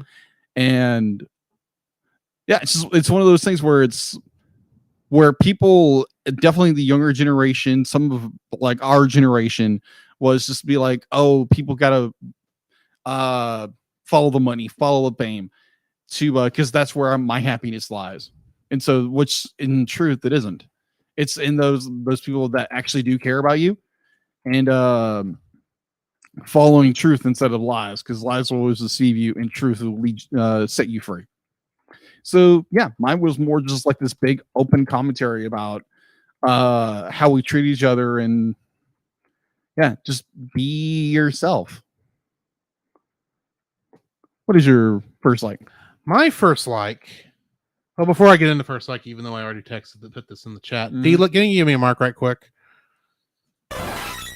We got rated by Geek Devotions. Sweet. I jumped over here. Thanks, guys, for joining us. Thank you. you. We are reviewing the movie Belle tonight. Yes. We are still in the middle of our likes. Yes. It's not that we're behind, even though it is almost 9:00, but it is what it is. We're actually running fairly at a good pace right now. Yeah. So yeah, I'm about to jump into my first like. So give you an idea where in the show we are if you've listened to the show before. Mm-hmm. So yeah, we'll go ahead and come back from that right now. My first like for this film is the beautiful, absolutely beautiful animation. Indeed. Throughout the entire film. Agreed. The film uses standard 2D animation for the real world stuff, but then uses a form of the 3D style animation for the digital world stuff. And I think it's a very well use of that, because most of the time when you see the digital stuff, it doesn't really fit. And I think Mamoru Hosoda recognized that. So it's like, this is just how it looks while we're in this world. Yeah. So it works beautifully there. A lot of the animation in both areas it's just nice and smooth. There is a small problem during one of the songs, which I'll get to when I get to dislikes. But for the most part, the music, the animation, especially around the video, the songs, the animation is like spot on. I think this is the first anime musical I've ever seen. Yeah. And I don't know if that's just because they don't come up often or if they've never done one before. I don't know. But this is absolutely beautiful the way they handle it. And I enjoy all the animation. This is just spot on. There's the part that blows me away is right before, as she's getting ready to sing there at the end when she has to reveal herself. And all of the lights start coming on all the avatars around their hearts. That's the thing. They don't tell you why that's happening. Yeah. I was kind of lost. I was clueless on that. Yeah. Here's the thing. Do you remember early on in the film when she tripped on the bridge? Oh, and when it showed the avatar, it had the little red dot showing where the pain was. Yeah, where she smacked her head. Yeah. What if the yellow light, this is a theory, they don't say this, it's one of those things I like where they don't tell you what they're doing, they allow you to think about it because they trust the intelligence of their audience. I think the reason all the yellow lights were coming on there noticeably around most of the avatars' hearts is the fact that their hearts were being tugged into this, and they were feeling the same thing that Belle was feeling, even if they didn't know the story behind it. Yeah. They were being drawn. They were being drawn into. That was actually their emotional Yeah. feelings Mhm. showing on their avatars. Yeah. Which I think was That's brilliant. That is nice. And That it is gave very a good. nice visual look. And it's similar to Tangled during the lamp scene Mhm. when they're looking at the lights across the lake. Yeah. That are technically for her. Yeah. So it's similar in that kind of a feel, but I mean, it's absolutely beautiful shot. And then you do get Belle's transformation into Suzu, Mhm. which is kind of a reverse magical girl transformation. It is. And it looks awesome. It does. It's this, this obviously artificial, beautiful pop singer Mhm. transforming into a 17-year-old high school student Yeah. who has basically normal looks in general, average looks, I would Yeah. say. She's not a knockout beauty. She's just a girl, a normal, average, everyday girl. Yeah. And it's kind of this reverse magical girl thing Mhm. where it's like she's becoming her true self Mhm. to show Kay that, I am being real about this. You need to tell me where you are so I can come save your butts. Yeah. Since the police will not give us a hand here. That part annoys me. But anyway, Yeah. and then I mean, I need to double check before I go into this scene. Okay, that's going to come up in here in a minute, so I'll save that for a bit. But yeah, the whole movie is just spot on in its animation. There is one small issue I'll talk about when we get to dislikes, Yeah. but before we get there, Jacob, what is your second like? Okay. So I had originally put this in a completely different order, so I shifted things down. Mm-hmm. So this movie broke me, like literally broke me. Yeah. So we're going into the story. We're going into the beast, or the dragon shows up and be like, he can't be stopped. He's so fierce. And when there's the commentary going on, be like, why does he have the tattoos or is it bruises, whatever? And so you get the classic scene where Beast has brought Belle back to his castle, and be like the patterns on his jacket, or his coat, or Cape. whatever, his cape. Thank you. Really more of a cape. Yeah, that starts forming. He's like over in pain, and be like instantly, I was like, oh no, someone's being abused. Someone's being abused. Who is this kid? Who is this? And for some reason, in my mind, I'll admit I didn't go straight to the kid was being abused, or that someone was getting hurt. I thought maybe he was like really sick and maybe had a cancer or something. yeah, And that that's was a good maybe idea. the lesions showing up on his body. Mhm. That's not what it was. Right. But then at the same time, at that point, I still had no idea who the beast was. Yeah. I Yeah, didn't realize it until they actually get to where they were realizing who it was. Yeah, because my first thought of the identity of the beast was actually the protector guy. I thought he was the guy. And I was like, And see, my first thought was that's her dad. Mm. He feeling depressed that he can't connect with his daughter. okay. I honestly, I thought that's what it might be too. Yeah. Now, I couldn't come up with in that theory Mhm. why he had bruises, but Right. yeah, So be like going forward and be like, when we I was start- guessing the whole time. Yeah, I was too. I was like, oh my gosh, who is this? Be like, it literally broke me. It's, oh my gosh, things being abused. And it broke me there. And I was like, oh my gosh. And so we go forward in the film. We start realizing that, oh yeah, they've discovered who these people are. And it's like, oh my gosh, it's these kids from the beginning. Mhm. And it's like, oh my gosh, they're being abused. And it's just like, I teared up. Yeah. It broke me. I was like, oh my gosh, these poor kids. And Suzu just being, the Her mother's daughter, their mother's daughter, for agreed. being honest. Yeah, agreed. And her selflessness, and be like, just to be like, I've got to save them. I got to make sure they're okay. And it's just be like, to the point, be like the wicked dad comes in, and it's just like that. It's just, I'm sitting there, just like, it's like, you can't do anything. But then it's Suzu who steps to the plate and be like, yeah, she's, oh my gosh, I love this character. Love this Mhm. character. She goes out of her way to go save this person she doesn't know. And like she reveals who she is to the world of you, goes to save these two kids. And it just be like, I am literally, I'm not joking here. I am weeping. I am crying. Like seeing this, and be like, when Suzu meets the younger brother and Kay, and they're huddled together because she Mhm. wants to protect them, and then that son of a biscuit shows up and starts literally beating on Suzu. I'm like, he literally gouges her face Yeah. when he's rage. I'm like, I'm sitting here bawling my eyes out, not bawling, but just more like tears are rolling. And I'm like, and Suzu just mans up to him and just stares at him. And that scares the crap out of him. She's their guardian angel. She's the guardian. I was like, oh my gosh. Like Suzu's yeah, you know what I'm saying. You know what I'm saying. And I'm literally watching this film. Like it's the ending of the film. I'm wiping tears away. It's like, this is such a good story. Such an amazing storytelling. And like with, Kay be like, you don't understand who the dragon is or the beast is. And be like, obviously it's taking like this huge homage to Disney's Beauty and the Beast. Yeah. But then it just takes in this whole other level. This whole other level of storytelling. It's just so impactful. And yeah, it broke me. I'm literally just wiping tears away.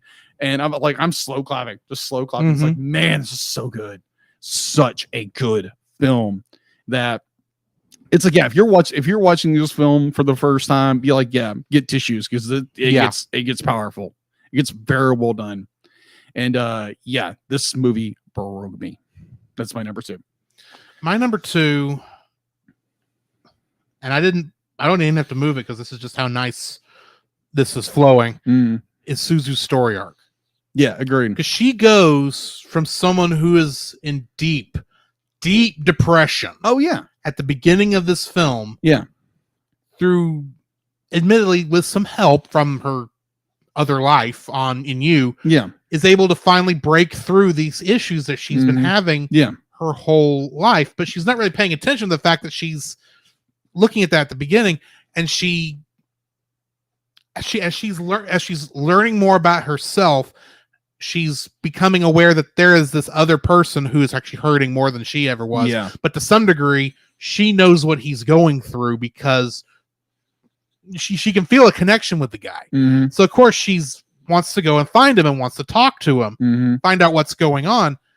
And like you said, I mean, you get to where they're watching Kay and Tomo on the live feed. On the live feed, and all of a sudden every little strange little mystery about the film kind of comes in together and forms a cohesive whole. It's like, why the Beast had the bruises. You know why who the Angel Kid was, because we've seen the Angel Avatar all throughout the film. Yeah. Never really saying anything.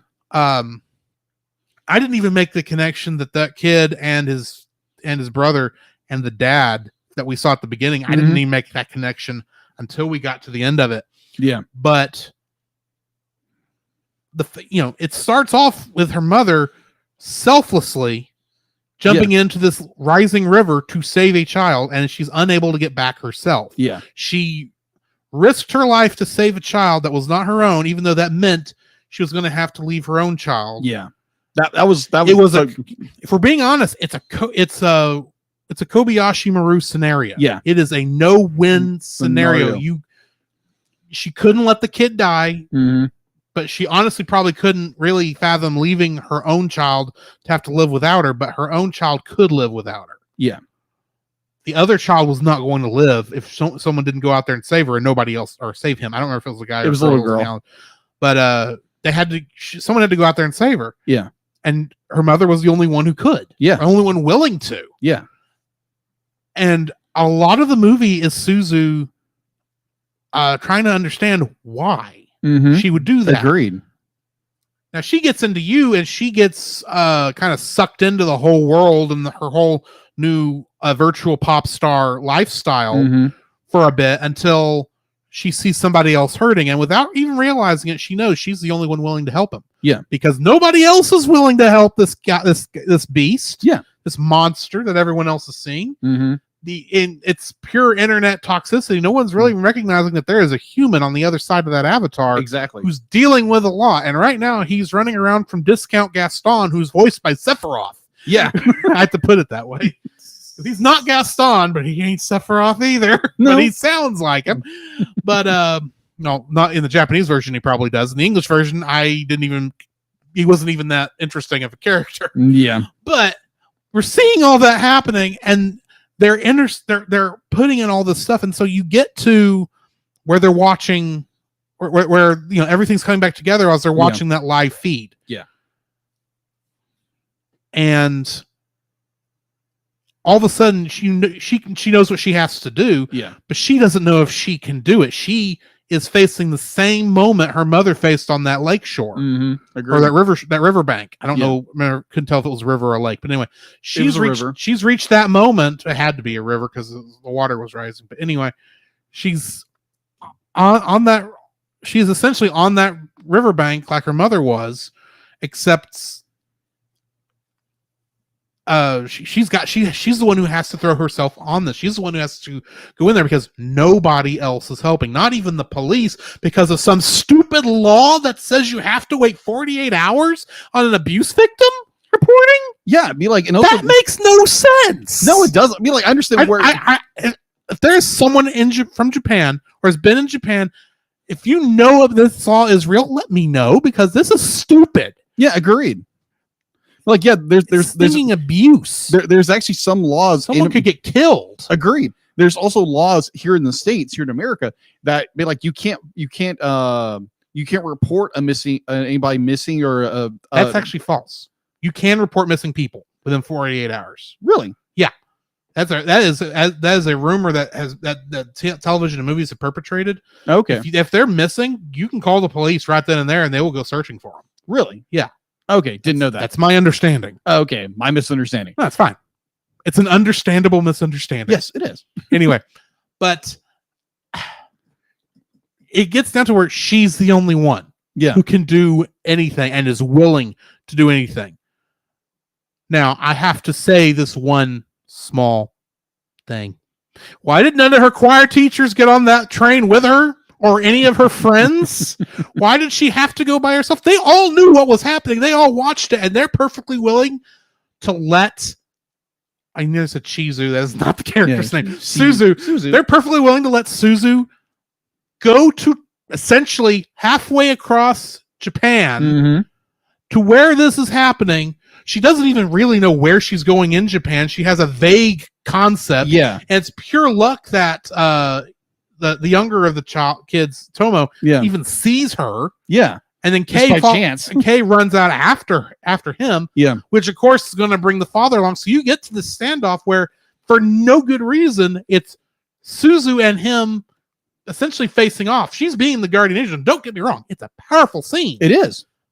But I do have to wonder why none of the other responsible adults or worried people who watched that video feed were not there with her physically. I mean, they were all there in spirit, but still. Yeah. Well, I mean, like, that's I didn't put that in my dislikes. Yeah. Because I have some other things. Right. And it's something that I just thought of. Yeah. But it's like the fact that she is able to go there, and you don't know when he comes around the corner and he's coming up on her and, you know, scars her like that. Yeah. You don't know what's going to happen. There's a chance that, you know, in my mind, she may not make it out of this alive. Yeah. And that's really what was going through my mind. So I'm sitting there the whole time going, you better back off, boy. You better back off, boy. I'm going to jump through the screen. I'm going to come through this TV right now. I'll smack you upside the head. You better back off, boy. Don't touch my Suzu. It's not that. It's just...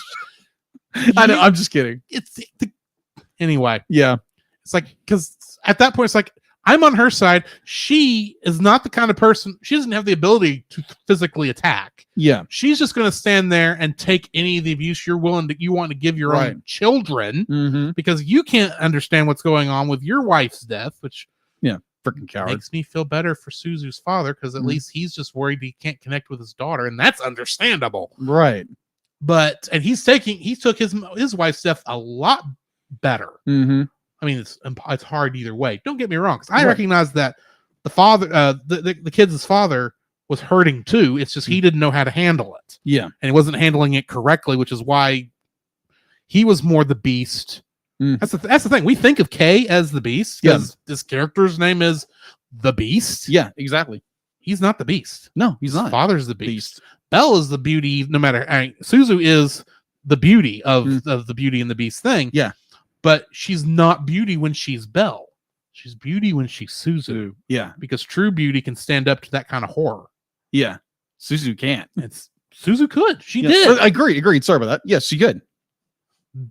The character of Belle was her security blanket. Now, yes. Yeah, agreed. After she reveals herself as Suzu to the world, which I'm still thinking, what does this really tell 90% of the population? Because only the people in this room who already know she's Belle would be surprised by this if it actually happened. Maybe some are classmates in school, but there's no guarantee they're even paying attention right now. Agreed. And also, I will grant you, her revealing herself is then going to make her like the most popular person in that from that prefecture for years.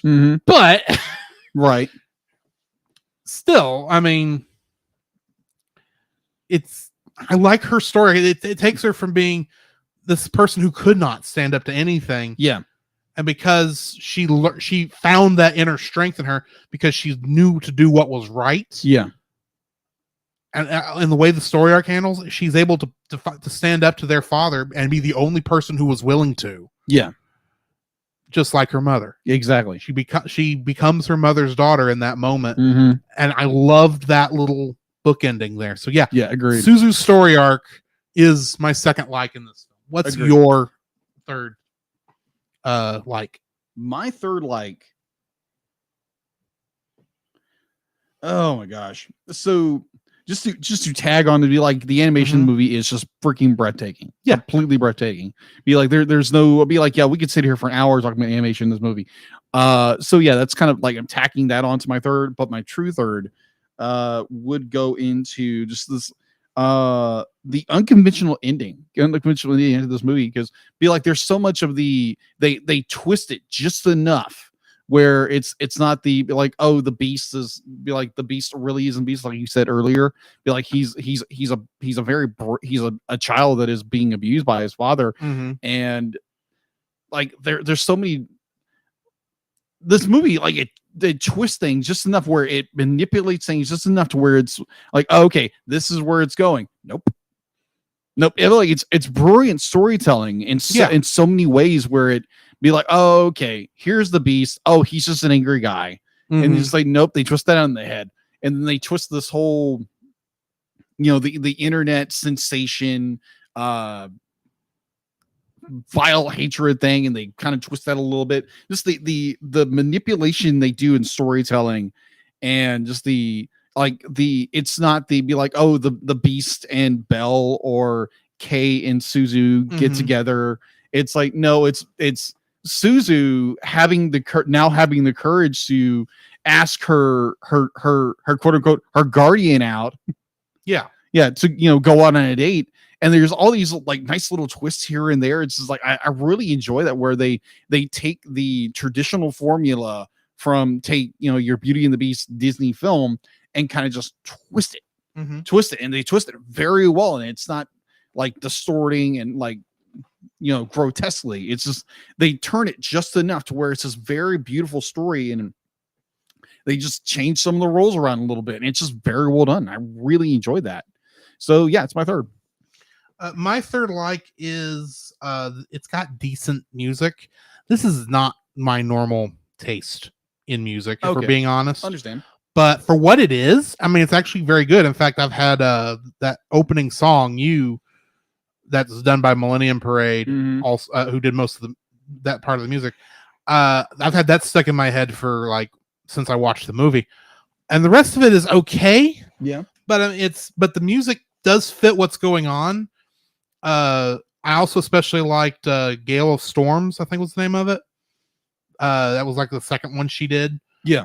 And then of course the song that she sang to the Beast, which I can't remember the name of that one. I apologize. But those songs were beautiful, were very well done, especially when you consider that they translated the songs for English. Yes. Because, and this is going to get a little into my first dislike. In fact, I'm going to kind of transition to my first dislike with this. when the thing is, the Japanese language Mm-hmm. and the English language, they Yeah. are entirely different, Agreed. as you can probably understand. Mm-hmm. So a lot of times our music, the poetic flow in the Japanese version Mm-hmm. and making it fit poetically for an English version doesn't always mesh up well where the syllables line up, which makes mouth flaps kind of hard. Agreed. For most of the music in the film, this is not that really, really bad. Mm-hmm. But for the first song, at the very least, because of how quickly the syllables are coming at you throughout Mhm. most of the song, because it's a very poppy, fast-moving Yeah. song, and it's even got a small little rap section that's kind of sort of rap section that's really a fast-spoken word section, I'll say Mhm. it that way, Yeah. that is there. The mouth flaps to make that work do not match. No, at up. all. Now, it's a little bit, like I said, it's better in the other songs, but that's because the other songs are slower. Mm-hmm. So while you can still kind of see the mouth not matching up with the words not matching up with the mouth flaps, it's not as bad. Because in most cases, she's singing longly, notes are full measures. I'm not doing it. You're going to explain this. I mean, they're long words, and that fits both English and the Japanese. And the English versions are obviously written to fit those notes a lot better. While still doing the song, translating this what the song is trying to say. Mm-hmm. It's not a fully accurate translation in terms of what the words are saying, because Japanese words a Japanese word can mean like 7 different things in English. Yeah.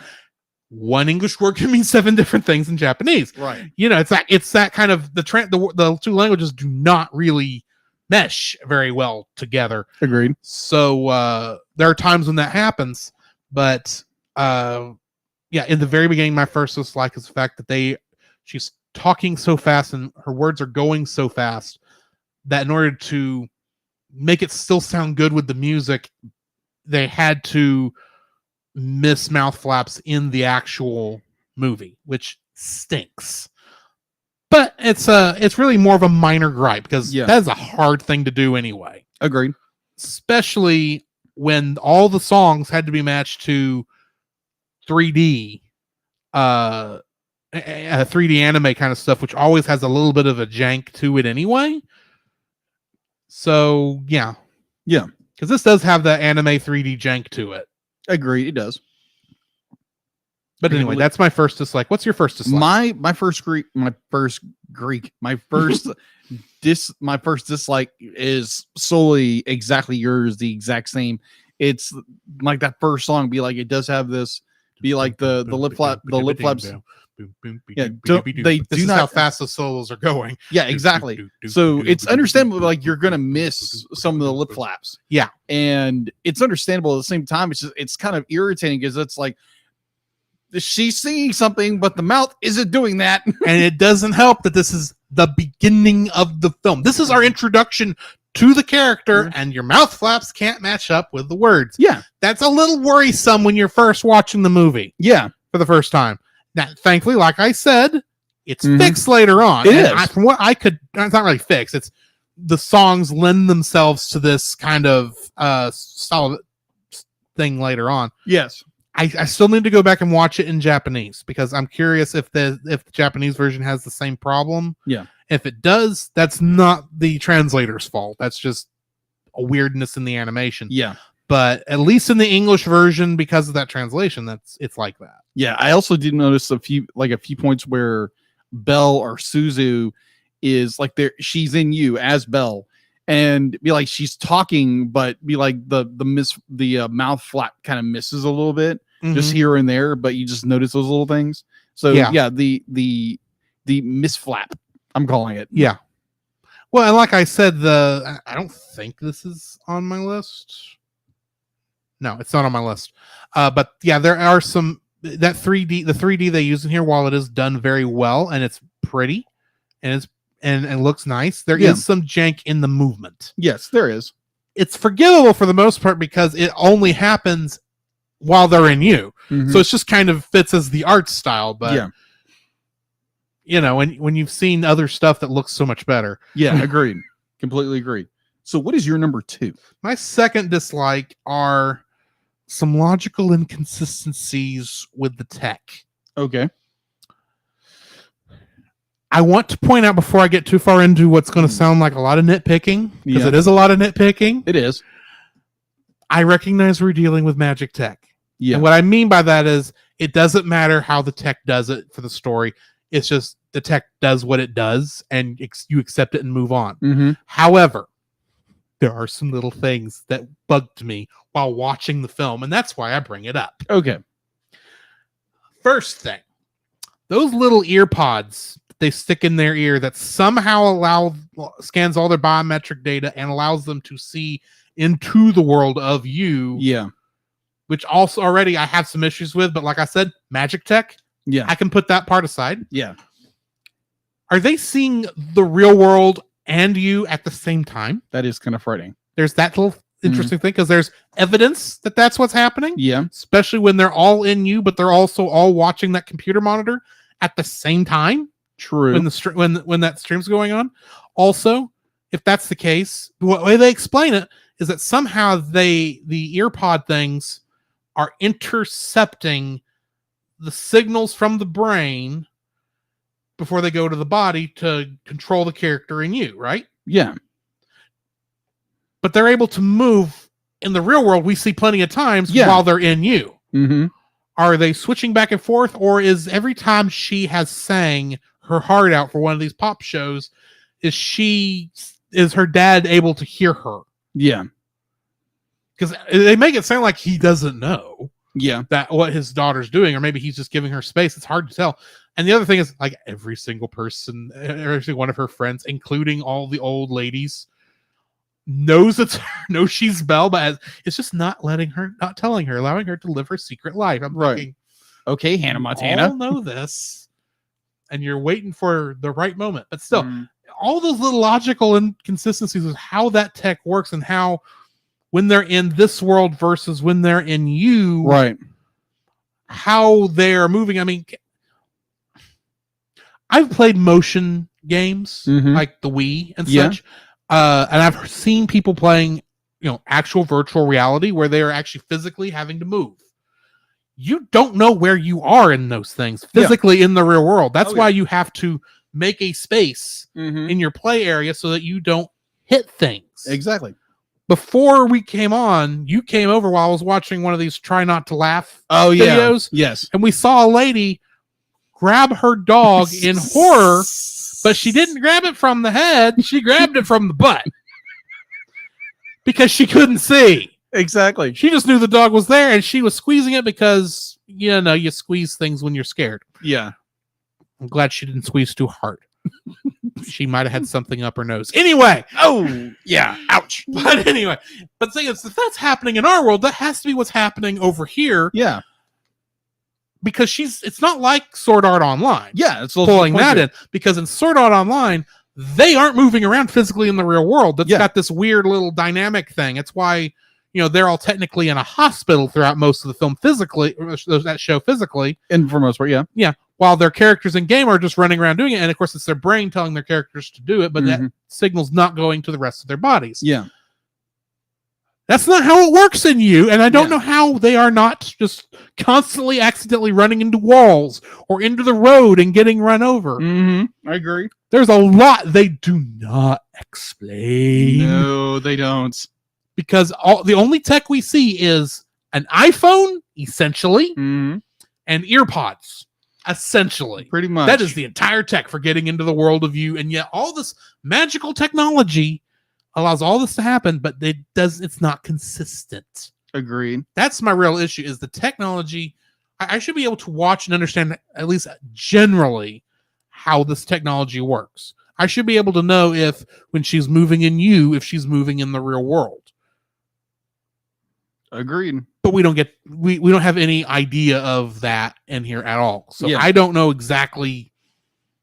That threw me off while I was watching it. It was an issue. For the most part, I actually didn't think about it Okay. until we got to the scene where her and all her friends and the choir teachers and all that are all watching the abuse Yeah. feed. Mm-hmm. I'm sitting there going,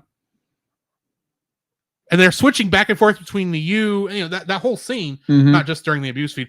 Well, they didn't do this during the abuse feed, but I mean, that's all centered around that. They move back and forth between them in that old classroom and to her singing in you. Mm-hmm.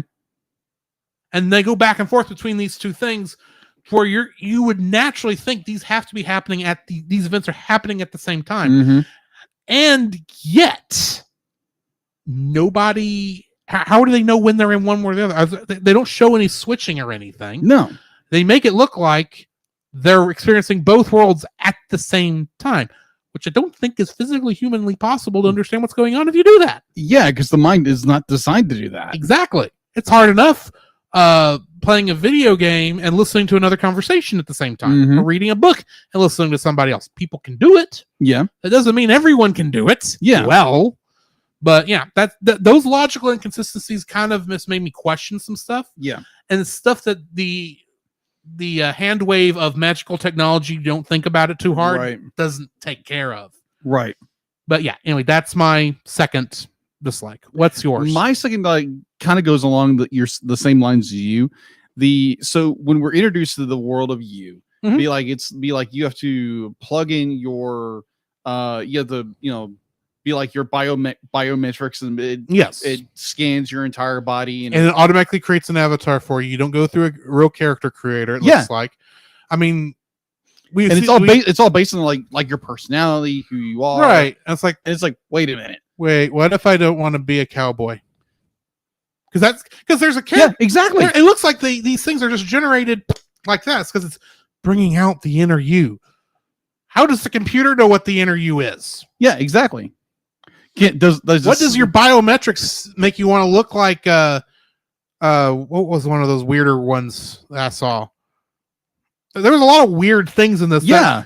You're supposed to say this was that character's inner person.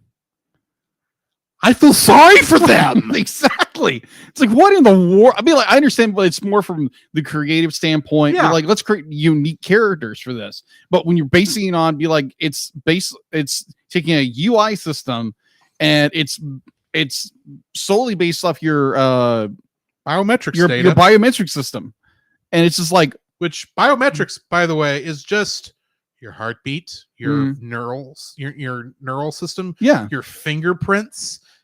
I mean, it's not magic. no, it's not. Because and like you said before, it literally just creates an avatar. You have no choice what the avatar Yes. looks like. Be like, well, you I can mean, say heck, no, I it- don't want to It use this creates one. her avatar. They at least do take from a picture of her Yeah. for her, Mhm. and it picks the wrong person. Yeah. It picks her friend, Mhm. but yet it puts freckles on her. So that's Yeah. her. Huh? What? I can get that it took from the picture from the wrong person, but then how did it know to put freckles? Well, be like the fact would be like you had And it's not where her freckles are. They're just like random spots. They could be makeup spots for all we yeah, know. exactly. Yeah, it's just like, And it turns her immediately into a pop star. yeah. Don't you Weird. feel real sorry for the guy back there who looked like a dog? Yeah, I was about to say that. I was about to say Or that. there's a couple other ones you look at and go, dude, this is what this movie says you really. This is what this piece of software says you really are. Yeah. Wow. I'm sorry. You must be an obsolete. You just know there's somebody back there who is literally like. Obviously, you can't show any copyrighted stuff in the film, Mm-hmm. but there's some poor soul out there who's a muck from Pokemon. Some poor soul, because it's got to make stuff from somewhere. It's going to Yeah. essentially be a giant goo monster. Yeah, pretty much. Take the idea of like Ready Player One. It's just like, oh, someone's Ready- walking around as like Superman or something like Well, that. Ready Player One, at the very least, it looks like it had a fully featured character creation where you could, Yeah, someone who's That is really true, talented it could did. make anything they wanted to. that is and true. then they go and they buy all the costumes Mhm. or whatever. They Yeah, and you have and no it's choice. just like, oh yeah, you're this thing. Yeah. You want costumes? Go get your manager to go get it for you. Pretty much. It's like, what is this? Card Captor Sakura? Pretty much. Pretty much. Because I kept thinking it's like, dude, if I hopped into you, it's like, man, it would literally just turn me into a dog. Pretty much. It's like, come on, be like, I bark like a dog, but don't make me a dog. Just imagine ghetto Gaston over there with his blonde hair, Yeah. and somehow has a magical weapon that can make anyone look like their real shape. Yeah, but How does that work? yeah, because he's an admin. It's something Is like he? that. I think I'm not sure. They never really explain it. They just say weird. He's you know who he is? He's the guy from SAO? no what is that?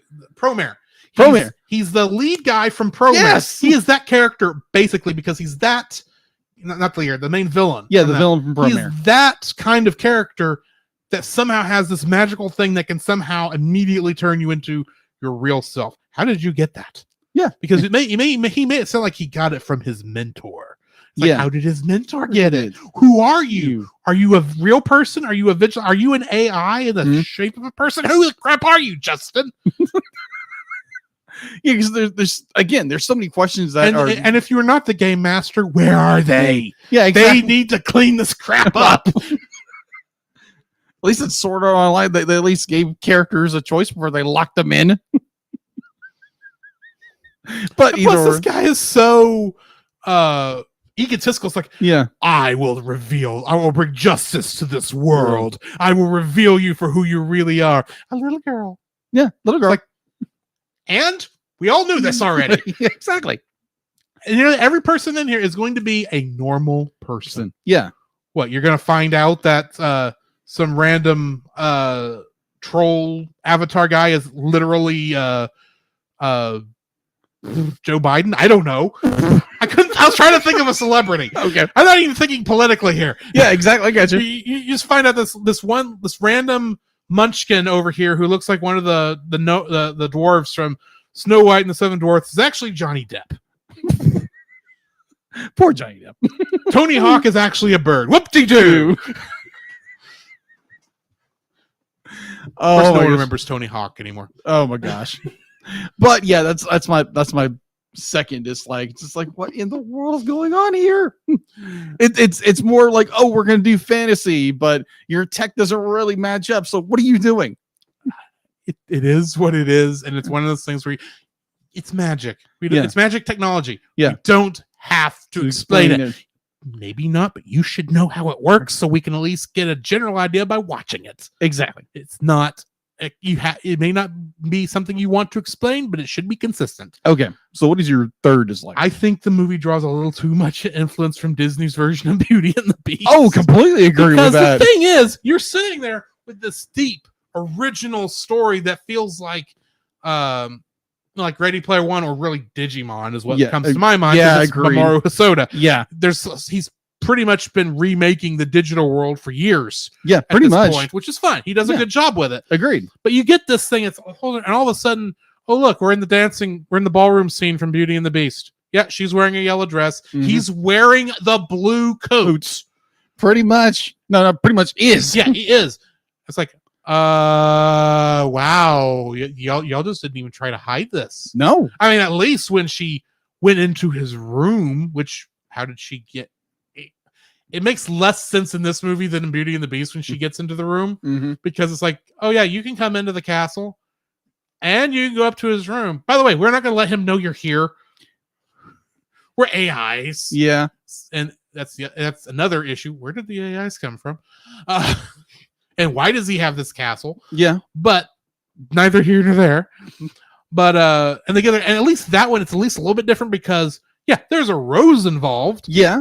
but it's when the AI grew. No, it's when the angel grew Yeah. When the and angel gave grew. her. Mhm. It's like, okay. So he's not mad that she touched the rose. He's mad. He's mad because she walked in here and then yells at her, almost like the Beast Yeah. from Get out. from Beauty and the Beast. It's like they could have copied him. They could have cut the audio and it would have fit almost exactly. It seems like, and then they do the whole thing, and they get to where they're the vigilante group with Discount Gaston Mhm. is storming the castle that just appeared out of nowhere, and no one's going, "Hey, the Beast gets his own Castle? property in you, but the rest of us have to act like we're perpetually street dwellers. What's going on here?" There's no show any player housing. I'm just assuming. But But he gets his whole area plus AI servants. How did that happen? Yeah. I half expect their father to be the creator of You, and he just hasn't been doing anything recently, and that's why they have all this other stuff. Is because they have access to the console commands. Because they're using his admin account. That would make sense. That's the only explanation I can The come up only with, one. which makes me go, "Ew, I don't think I want to log into You anymore." Ugh. But yeah, the fact that you're just in this original story, and all of a sudden you're in Disney's Beauty and the Beast for a couple minutes. And you're like, back into it.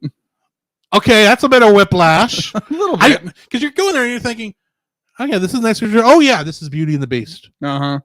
Couple minutes, you get back to, okay, yeah, what's going on? There's a mystery. Got to figure out who Kay is. Got to figure the Beast. Yeah, Got to figure out who the Beast is, is. sure, or Dragon, as is also called. Mhm. We got to find out. Oh, it can't be this person. It can't be this person. It can't be yada yada yada yada yada. And then Beauty and the Beast again. It's like, how do we get back here? This is worse than Kingdom Hearts 2. Except we don't have Finny Fun in this movie. Anyway, which is another reference you still don't get because I never got you to that game. No, I haven't. But anyway, yeah, this is it's a good movie, and I get why they drew the inspiration from Beauty and the Beast. It's Literally, Drew. yeah, because it is literally, I think, the most modern and popular version of the Beauty and the Beast fairy tale that most people nowadays know. Agreed. So I know why they did it, but it's like, you could have handled those a little more originally, because I don't think it's this year, but I think next year we're going to be reviewing for me in Miyazaki month, Mhm. Ponyo, which is Okay. literally based on the Little Mermaid. Ah, And you want to know something?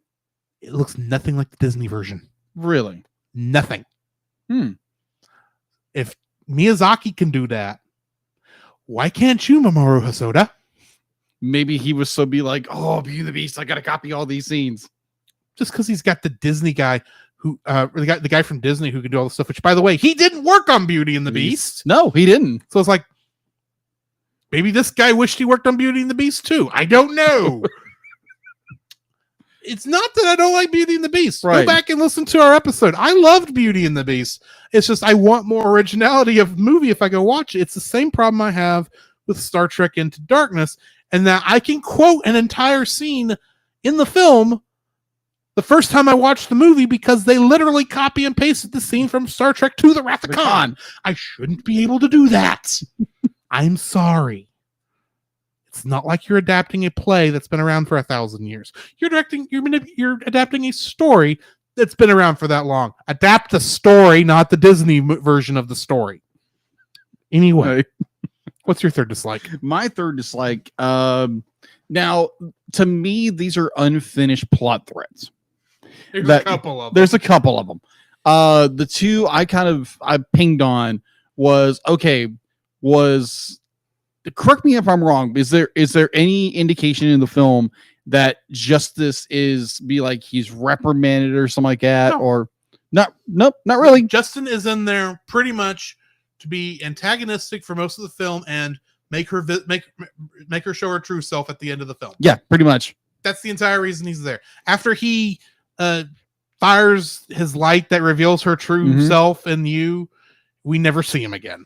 Yeah, that's like a thing. Be like, there's no real conclusion to his story. It's like because he plays a pretty pivotal role throughout the story of You. Which is why I was half expecting him to be the father, Yeah, which would have worked yeah. if we're being honest, but that's Yeah. not how it worked. No, it didn't. It was so weird. And speaking of the father, we get this amazing scene where our main character, what's her name again?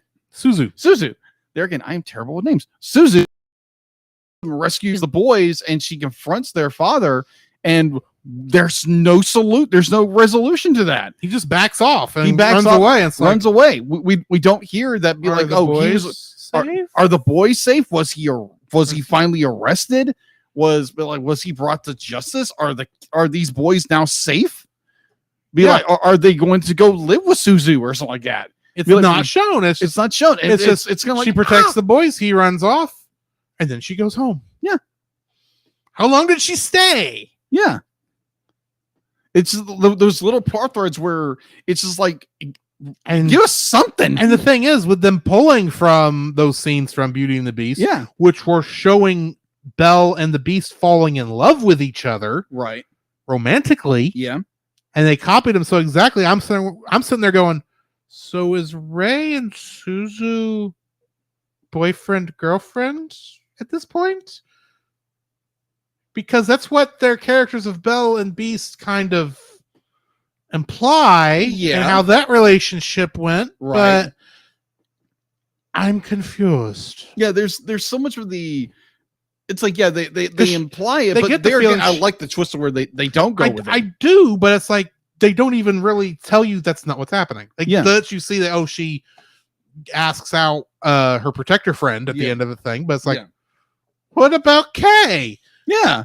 He gets beat up and you save him and then nothing? Yeah. What's going on? Did you at least show up at the court trial and witness against the father? Yeah. At least? It's like, yeah, look at my scar. Do you know where the scar came from? Here's the live feed where we called them, which I have to wonder about that live feed that allows you to call somebody in Yeah. the feed. Huh? Riverside kind of does that, but you have to give out the link. Yeah. This was like FaceTime, Yeah. broadcasted FaceTime that anyone could pick up and call. That would be abused. Yeah. A bit. Just a bit. So yeah, it's those drop plot lines, which it's so sad because you don't know what happens to them. Yeah. Yeah. So that's my number 3. Which brings us to the end of this review. Yes. What are you going to rate it? Oh gosh, I'm giving it a 9. A 9. 9. Okay. Absolutely. Just like, this movie is great, wonderful movie. If you don't sit there and just be like, that makes no sense. That makes no sense. How does this work? How does this work? But if you take the story as it is, just the story, beautiful animation, breathtaking storytelling. I'm not saying turn your brain off and not go, oh, so pretty kind of film. Yeah. Like, this is an amazing film. This is such a wonderful film, touching, heart rip out of your chest kind of storytelling, beautiful animation, breathtaking, wonderful, gorgeous film. So yeah, I'm giving it a 9. Be like, yeah, there are parts where it's just like you're scratching your head. It's like, how does that work? Like we went through our dislikes and just kind of like nitpick this thing to death. Mhm. But at the same time, I absolutely love this Oh, film. yeah. I love it. So yeah, 9. When we were initially talking about this, I don't know. Actually, I don't know if we originally talked about. After I got done watching the film, Mm-hmm. I literally thought, man, dislikes are going to be tough Yeah. for this film. Mm-hmm. And even though I kind of already knew one of them when I finished, it was still, I felt that was minor. And I still feel it's minor. Yeah. That's how good this film is. Yeah, agreed. I actually had to really think what's really an issue in this one. It's a beautiful film. I would suggest most people, even if they've never seen anime, but they like beautiful stories Mhm. and want good stories, good artistic Agreed. films, to watch this film because it's that good a movie. Agreed. So yeah, on that emphasis, I am also giving it a 9. Excellent. Which brings us to the end of this film, and I need to announce the next film we're doing, Mm-hmm. which is The Aristocats, Yes. because everybody wants to be a Cat. cat. But we have to ask a trivia question for next week, which is Ava Gabor and Pat Buttram were both starring to while they were in this. They're in the Aristocats. What TV show were they both starring with at the time they were recording voices for this film? I don't know. You'll find out next week if you don't figure it out before then. All right. Which means now we need to jump into our review of Tangled. And the Masters of the Universe. Cats are on the move. Cats are loose. Captain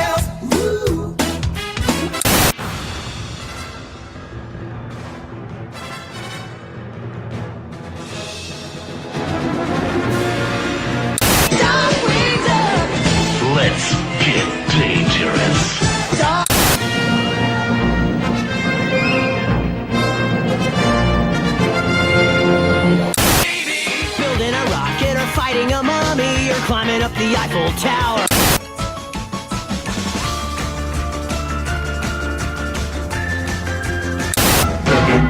They're Pinky and the brain.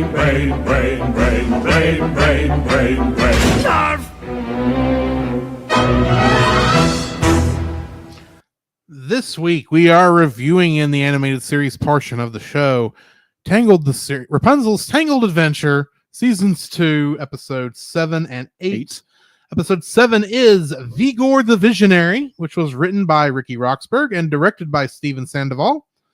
Guest stars for this episode are Carol Kane as Madame Conartist, Vivian Vincer as Angry, Ruby J as Red, D. Bradley Baker as Vigor, Jill Matson Sackhoff as Petunia. Sorry, I read that wrong. Greg Grunberg as William, and Brad Garrett as the Fishmonger. Really? Yeah. Cool.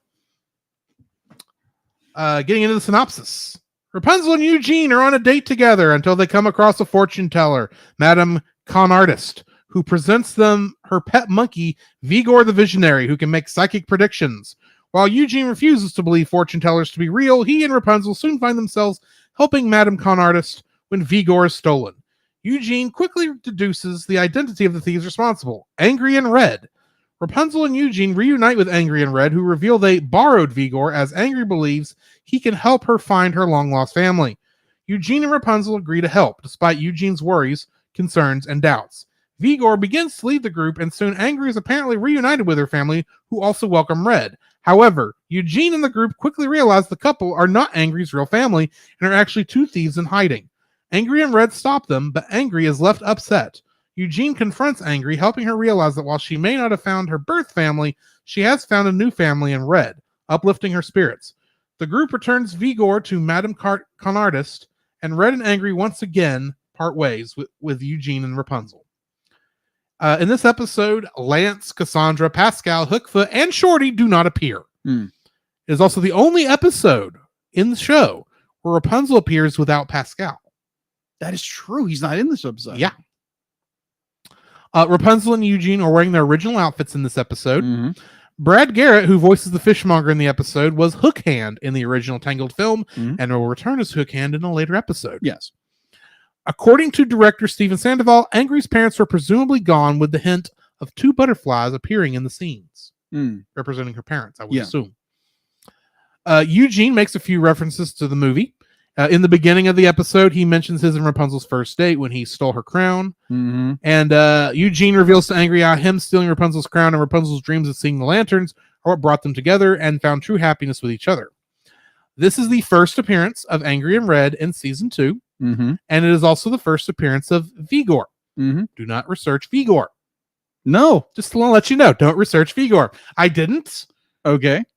But because I read the rest of the sentence after it is the first appearance of Vigor, it's like, oh, he's just going to come back up, and I don't want to know what the rest of these words are. You know what you want to think of when I say Vigor? It's like Vigor the Carpathian from Yes. I'm sure that's where Vigor got his name from. Probably. But here's the thing I didn't catch until I caught when I watched this. Madame Conartist. You get the joke, right? Yeah. Conartist. Her name is Conartist. Conadrinst. Yes. And it's literally con artist because she is a con artist. She's a special kind of artist. A con artist, if you will. The puns. I'm quoting something, but I don't remember what it is. But what are your thoughts on this episode? I enjoy it. It's just it's a random episode where it's like, okay, you're on an adventure and you take the time to go on a date. I get it. It's like someone being in a relationship. They needed some alone time. You need some alone time. But you got to get away from Shorty every once in a while. Or Shorty. Or Lance. Shorty's the least of the problems. It's Lance and Hookfoot are your issues. That is true. That is so true. But it's I understand. Even at this point, even Cassandra's giving them a little bit of space. A little bit. And they all understood, okay, yeah, you two need to go off for a while into the forest of no return. Wait, we already went through that. Never mind. Yeah. But overall, the story is the forest where the birds fly free. Oh my That god. worked out so well last 2 times. Why Yeah. don't you go out on another one with our primary methods of pulling the giant RV Yes. to go off randomly off into the wilderness somewhere so you can go on a date Yeah. Weird. and use up all of The money. the money that Eugene has. Yeah. Considering I know where the next couple episodes are going, it's not as big a deal, Yeah. but still. I do enjoy where, Angry and Red do show back up. The introduction of Vigor, the visionary, the monkey. The monkey. I've never been a fan of monkeys. I'm like Eugene. I don't like monkeys. I don't like monkeys either. They're weird and creepy. It'd be like have a monkey like And hop then- on your back unknowingly. And admittedly, he's creepy enough as he was throughout Yeah. most of the episode, but there at the end, when his eyes straighten out, Uh-huh. it's like, oh, Yeah. there's more here than meets the eyes. Dun, dun, dun, dun. I'm loving it. Wait, that didn't make sense. Transformers, the theme song. I know that's what you were doing. Why did I go into McDonald's? That's what I want to know. I don't know. Anyway, Anyways, it's a good little like. It's there again. It's Rapunzel and Eugene trying to get away, and of course they get sidetracked by something. of course. Or of course Rapunzel is like, "Oh, we got to help them." Rapunzel will try anything once. That's why she goes and talks to the fortune teller anyway. It's like, yeah, oh look, it's our good friends Angry and Red. Yeah. Wait a minute, Rapunzel didn't do much with Angry and Red in that episode. that is It true. was more Eugene and Lance. Yeah, but she knew of them. Yeah, she would have known of them. She'd known because them.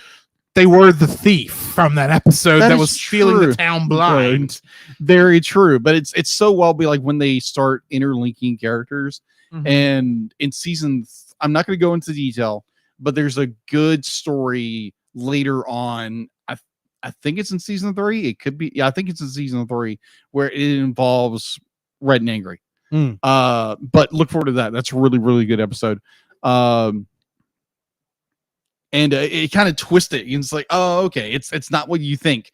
But overall, the story's really good. It's kind of it's a little side story that it's a filler, but it also is just like our characters. I having get the fun. feeling this is one of those shows where the filler Mhm. is only it's a filler in name only. It's going to Yeah. come back.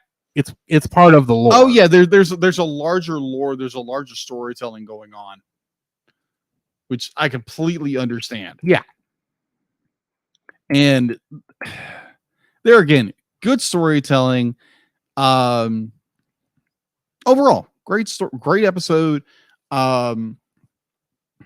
And this story does go this one particular episode goes everywhere. Be like you're introduced to Vigor, you're reintroduced to Angry and Red, Mhm. and you're introduced to be like what is the something bandits or thieves? I keep wanting to say the Wet Bandits, but that's Home Alone. Yeah, No, this is the Daylight Bandits. Daylight It's Bandits. almost as bad. yeah, almost as that. It's like the daylight Beware the bandits. Daylight Bandits. So Mm. they steal stuff in the Daytime? daytime, and you don't stop them. And How you don't- stupid is this town? They're Brad Garrett, you should know better. That is true. That is so true. But yeah, it's just like it's a good story, and like everything in Tangled series or Rapunzel's Tangled Adventure, be like, there are linking things, and they do draw back to other episodes, Yeah. and they do draw back to this episode. Mhm. They're like, there's a really good episode with Vigor in it. Just saying. All right. All right. So, what do you think? It was a very good episode. It was nice getting that. See, the thing is, I liked Angry and Red in the first season when Mhm. we came across them, so it's nice seeing them come back. And I like how she falls for the trick, or Angry falls for the trick Mhm. when they first get there. But once she realizes what's actually going on, didn't take her long to tie up the villains. Nope, that's not. Because that's Angry. It's Angry and Red. And I thought it was interesting that the Daylight Bandits had, the mother had black hair and kind of Yeah. looked like angry. Yeah, And the father kind of sort of looked like Red, a little thinking bit. it looked like maybe they were actually sisters. Nope, it's not. No. They're not really. They're still not related by birth. Oh well. Hmm. Hey. And I'm still sitting there going, angry. Shut up. This is why this is all going to go south, because you just ran in there. Shut up, angry. You should, believe it or not, Eugene does know what he's talking about. Let them talk first. Yeah. But anyway, anyways, yeah, good episode. What do you think? I just said what I think. You did. That's right. Never mind. Anyways, let's go to the next episode, Exactly. which is Keeper of the Spire, which was written by Jace Rickey and Jeremy Shipp and directed by Bosook Coburn. The guest cast for this episode, we got Kelly Hugh returning as Adira, Mm-hmm. Natalie Palamides as Calliope, Oh gosh, And- Calliope. Tony Amendola as the original keeper. Getting into the synopsis for this one. In order to acquire the third scroll piece, Rapunzel, Eugene, Cassandra, and Lance travel to meet the Keeper of the Spire, but quickly become infuriated when they meet the rude, self-centered, and arrogant curator, Calliope. The group is informed the third piece is kept inside the Spire's vault at the top of the mountain Mm-hmm. and begin the long journey to the vault to retrieve it. However, everyone continues to grow increasingly annoyed by Calliope's behavior, all while being dangerously pursued by the vault's protector, the Kurlock. The group eventually reach the vault, but are attacked by the Kurlock and discover Calliope is not the real Keeper of the Spire. Calliope admits she is actually the Keeper's apprentice, but lost purpose in herself when he mysteriously disappeared. Rapunzel reconciles with Calliope, and by working together, they succeed in defeating the Kurlock and acquire the third scroll piece. Calliope is reunited with the real Keeper, who reveals this was Calliope's final test, allowing her to become his successor. After parting ways, Rapunzel and the group learn that the third scroll piece contains an image of an unknown hooded male figure. Mm-hmm. Getting into the trivia for this one. The Spire's vault wall contains frames of the spinning wheel Mm-hmm. from Sleeping Beauty, Mm-hmm. the Sword and the Stone from Mhm. The Sword and the Stone, the Sorcerer's Hat from The Fantasia. Sorcerer's Apprentice, Mhm. specifically Fantasia, the Black Cauldron from the Black Cauldron, Mm-hmm. and the Heart Box from Snow White and the Seven Dwarfs. Yes. Had to look that one up right quick. In this episode, the third piece of the Ancient Scrolls is exposed. Cassandra is revealed to be 4 years older than Rapunzel, Mm-hmm. which is quite interesting based on my current theory of who Cassandra's mother is. Yeah.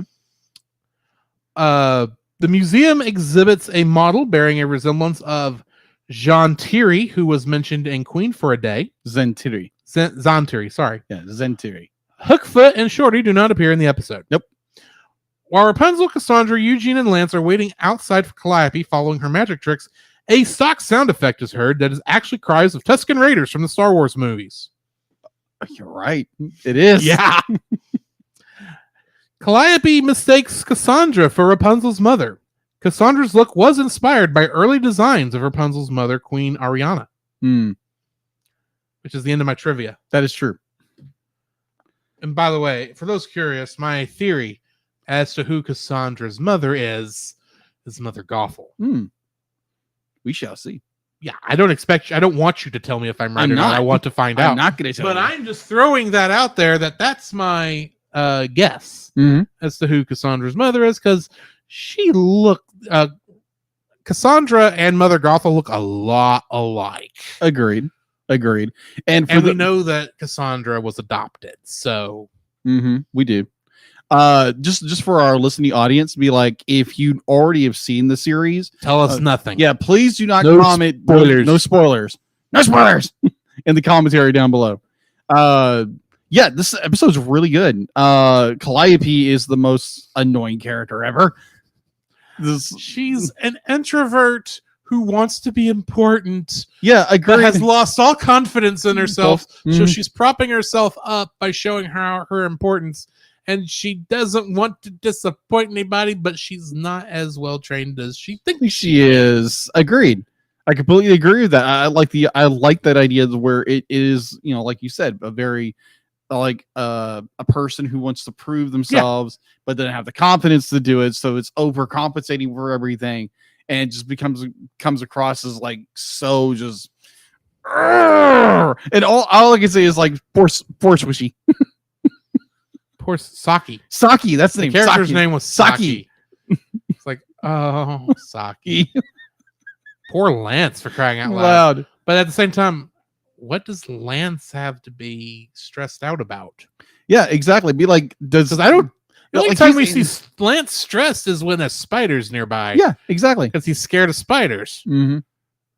And I didn't see him pull out Saki any of those times. Yeah, I think it's just more like be like, oh, here's here's a bit we can use and be like, oh, yeah, it was a funny joke. yeah, it's but it's to get Lance involved in the story. outside of just walking through the poison oak or whatever. Yeah, these exactly. weasels were. I'm going, Lance, why did you do that? You should know better than to get ahead of the group. Because there again, Lance is the big, he's I the know big he's the comedy relief, especially now that he's in more episodes during season 2 than he was in season 1. Exactly. But anyway, So it's I like this episode because you see Rapunzel for this time be like, you see her lose her cool. Yeah. Be like, it's like, oh, okay, I want to say her Calliope, but it's how do you pronounce your name again? Calliope. Calliope. Thank you. Yeah, Calliope. because Rapunzel does not like her, but she doesn't want to. She never wants to admit she doesn't like somebody. Yeah. But I love how they're talking to Rapunzel there, and they go, "Oh, you don't like her, do you?" And she goes, and you could see her eye twitching. It's like, no, I think she's fine. It's like, Rapunzel, you are fooling no one. Yeah, exactly. Like even Pascal is just like, really? Yeah. Like, I can tell you're lying at your butt. Yes. But overall, it's there again, good storytelling, and I like the that all around be like, it's simply just a test for Calliope to be like, oh, now you're I want to say sorcerer, but it's not sorcerer. The keeper of the spire. Keeper of the spire. Spire. It's Latin. Yeah, it's Latin. Which, I'm sorry, she and Rapunzel said it the same way every time. I know that's the joke. Yes. But anyway, it's an annoying joke, but it's what it is. It's a good episode, and it's filler arc, but it's one of those filler arcs where it's like Vigor. It's like you can tell this is going to be pulled from. Yeah, it's gonna be. She's going to get. That's the nice thing about Tangled is like every episode at least fits into the story somehow, even though you don't think it will. I think the closest ones we get to where it doesn't have been Goodbye and Goodwill from earlier this season, and what was the name of the Goodwill Games episode from the first? Was that Rapunzel's Enemy? I think that was Rapunzel's Enemy. I think it could be wrong, but yeah, where she got booed the first time. Yeah, which makes sense. That would be Rapunzel's Enemy.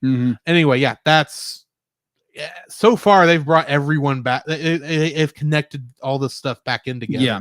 So I expect it makes sense that this is going to come back up because this really feels like a major area, especially how much design work must have gone into the spire. Agreed. But anyway, yeah, there again, good storytelling, like always. There again, if you're not watching this, please go watch it. Especially if you like the movie. Yeah, especially if you like the movie. Just don't jump in the middle of season 2 and it's like, I have no idea what's going on. No, go back to the beginning. Go watch Before Ever After. Sure. A, watch Tangled. Then B, watch Before Ever After. Then go into season 1, 2, and then 3. And then by that point, what is the name of the last thing? It's not Ever After. It's like Happily Ever After. Happily Ever After. And it is now on Disney Plus. Yes. By itself. So, well, that's I think we've said this before, but yeah, that's what's going on. Yeah. In the meantime, I think that's going to be it for us. I think so. So this has been Drew. This is Jacob. And we'll catch you in the next frame. You can follow Jacob on his Facebook at Jacob B. Heron. His Facebook page, Jacob's Daily Art Corner, where he tries to draw each and every day. His Instagram at Jacob B. Heron. His Twitter at Jacob Heron. And his Letterboxd at Jacob Heron. You can find Drew on Facebook at Drew Dodgen. His Facebook page, Drew's Photobin, to see his photography. His Letterboxd page at G George 759. his Twitter at ggeorge759, and Instagram at drewdodgen. You can like us on Facebook at the Cellcast Podcast, on Twitch at the Cellcast Gaming, on YouTube at Cellcast, on Twitter at cast_cell. The Cellcast can be found at Apple Podcasts, Google Play Podcasts, Stitcher, Spotify, or anywhere else fine podcasts are downloaded from. Please rate and review us where you found us, and also on Podchaser. Email us at thecellcastpodcast@gmail.com. The Cellcast is a proud member of both the Pop Americana and Culture Box media networks. For more information, please see the link in the description. Our theme song is Drop and Roll by Silent Partner. And remember, that's Cell with a single L.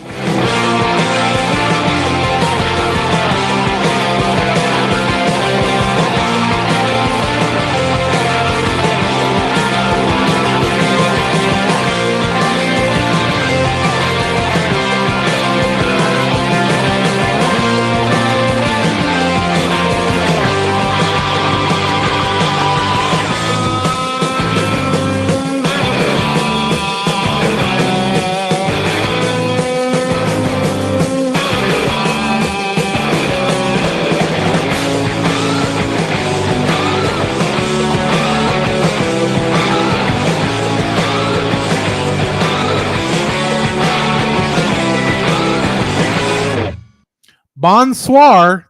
That's French. That means good night. I'm going to bed. And that's the end of the show. Show off. What? I was thinking of it going into the end. Before we even started the outro, I was like, That is that's how we have true. to end this. That's how we have to end this. Okay. I'm going to see if I can find us someone to raid right quick. Awesome. And then literally, I'm going to kick you out of here and go to bed after I let you, all the rest of you, kick the That rest of is you out of so here too. true. Well, if you're here, looks like we got.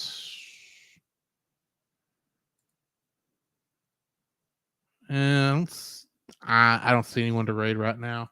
So I guess I'll just go ahead and end it here, guys. Thanks for joining us, and we will catch y'all next week for the Aristocats.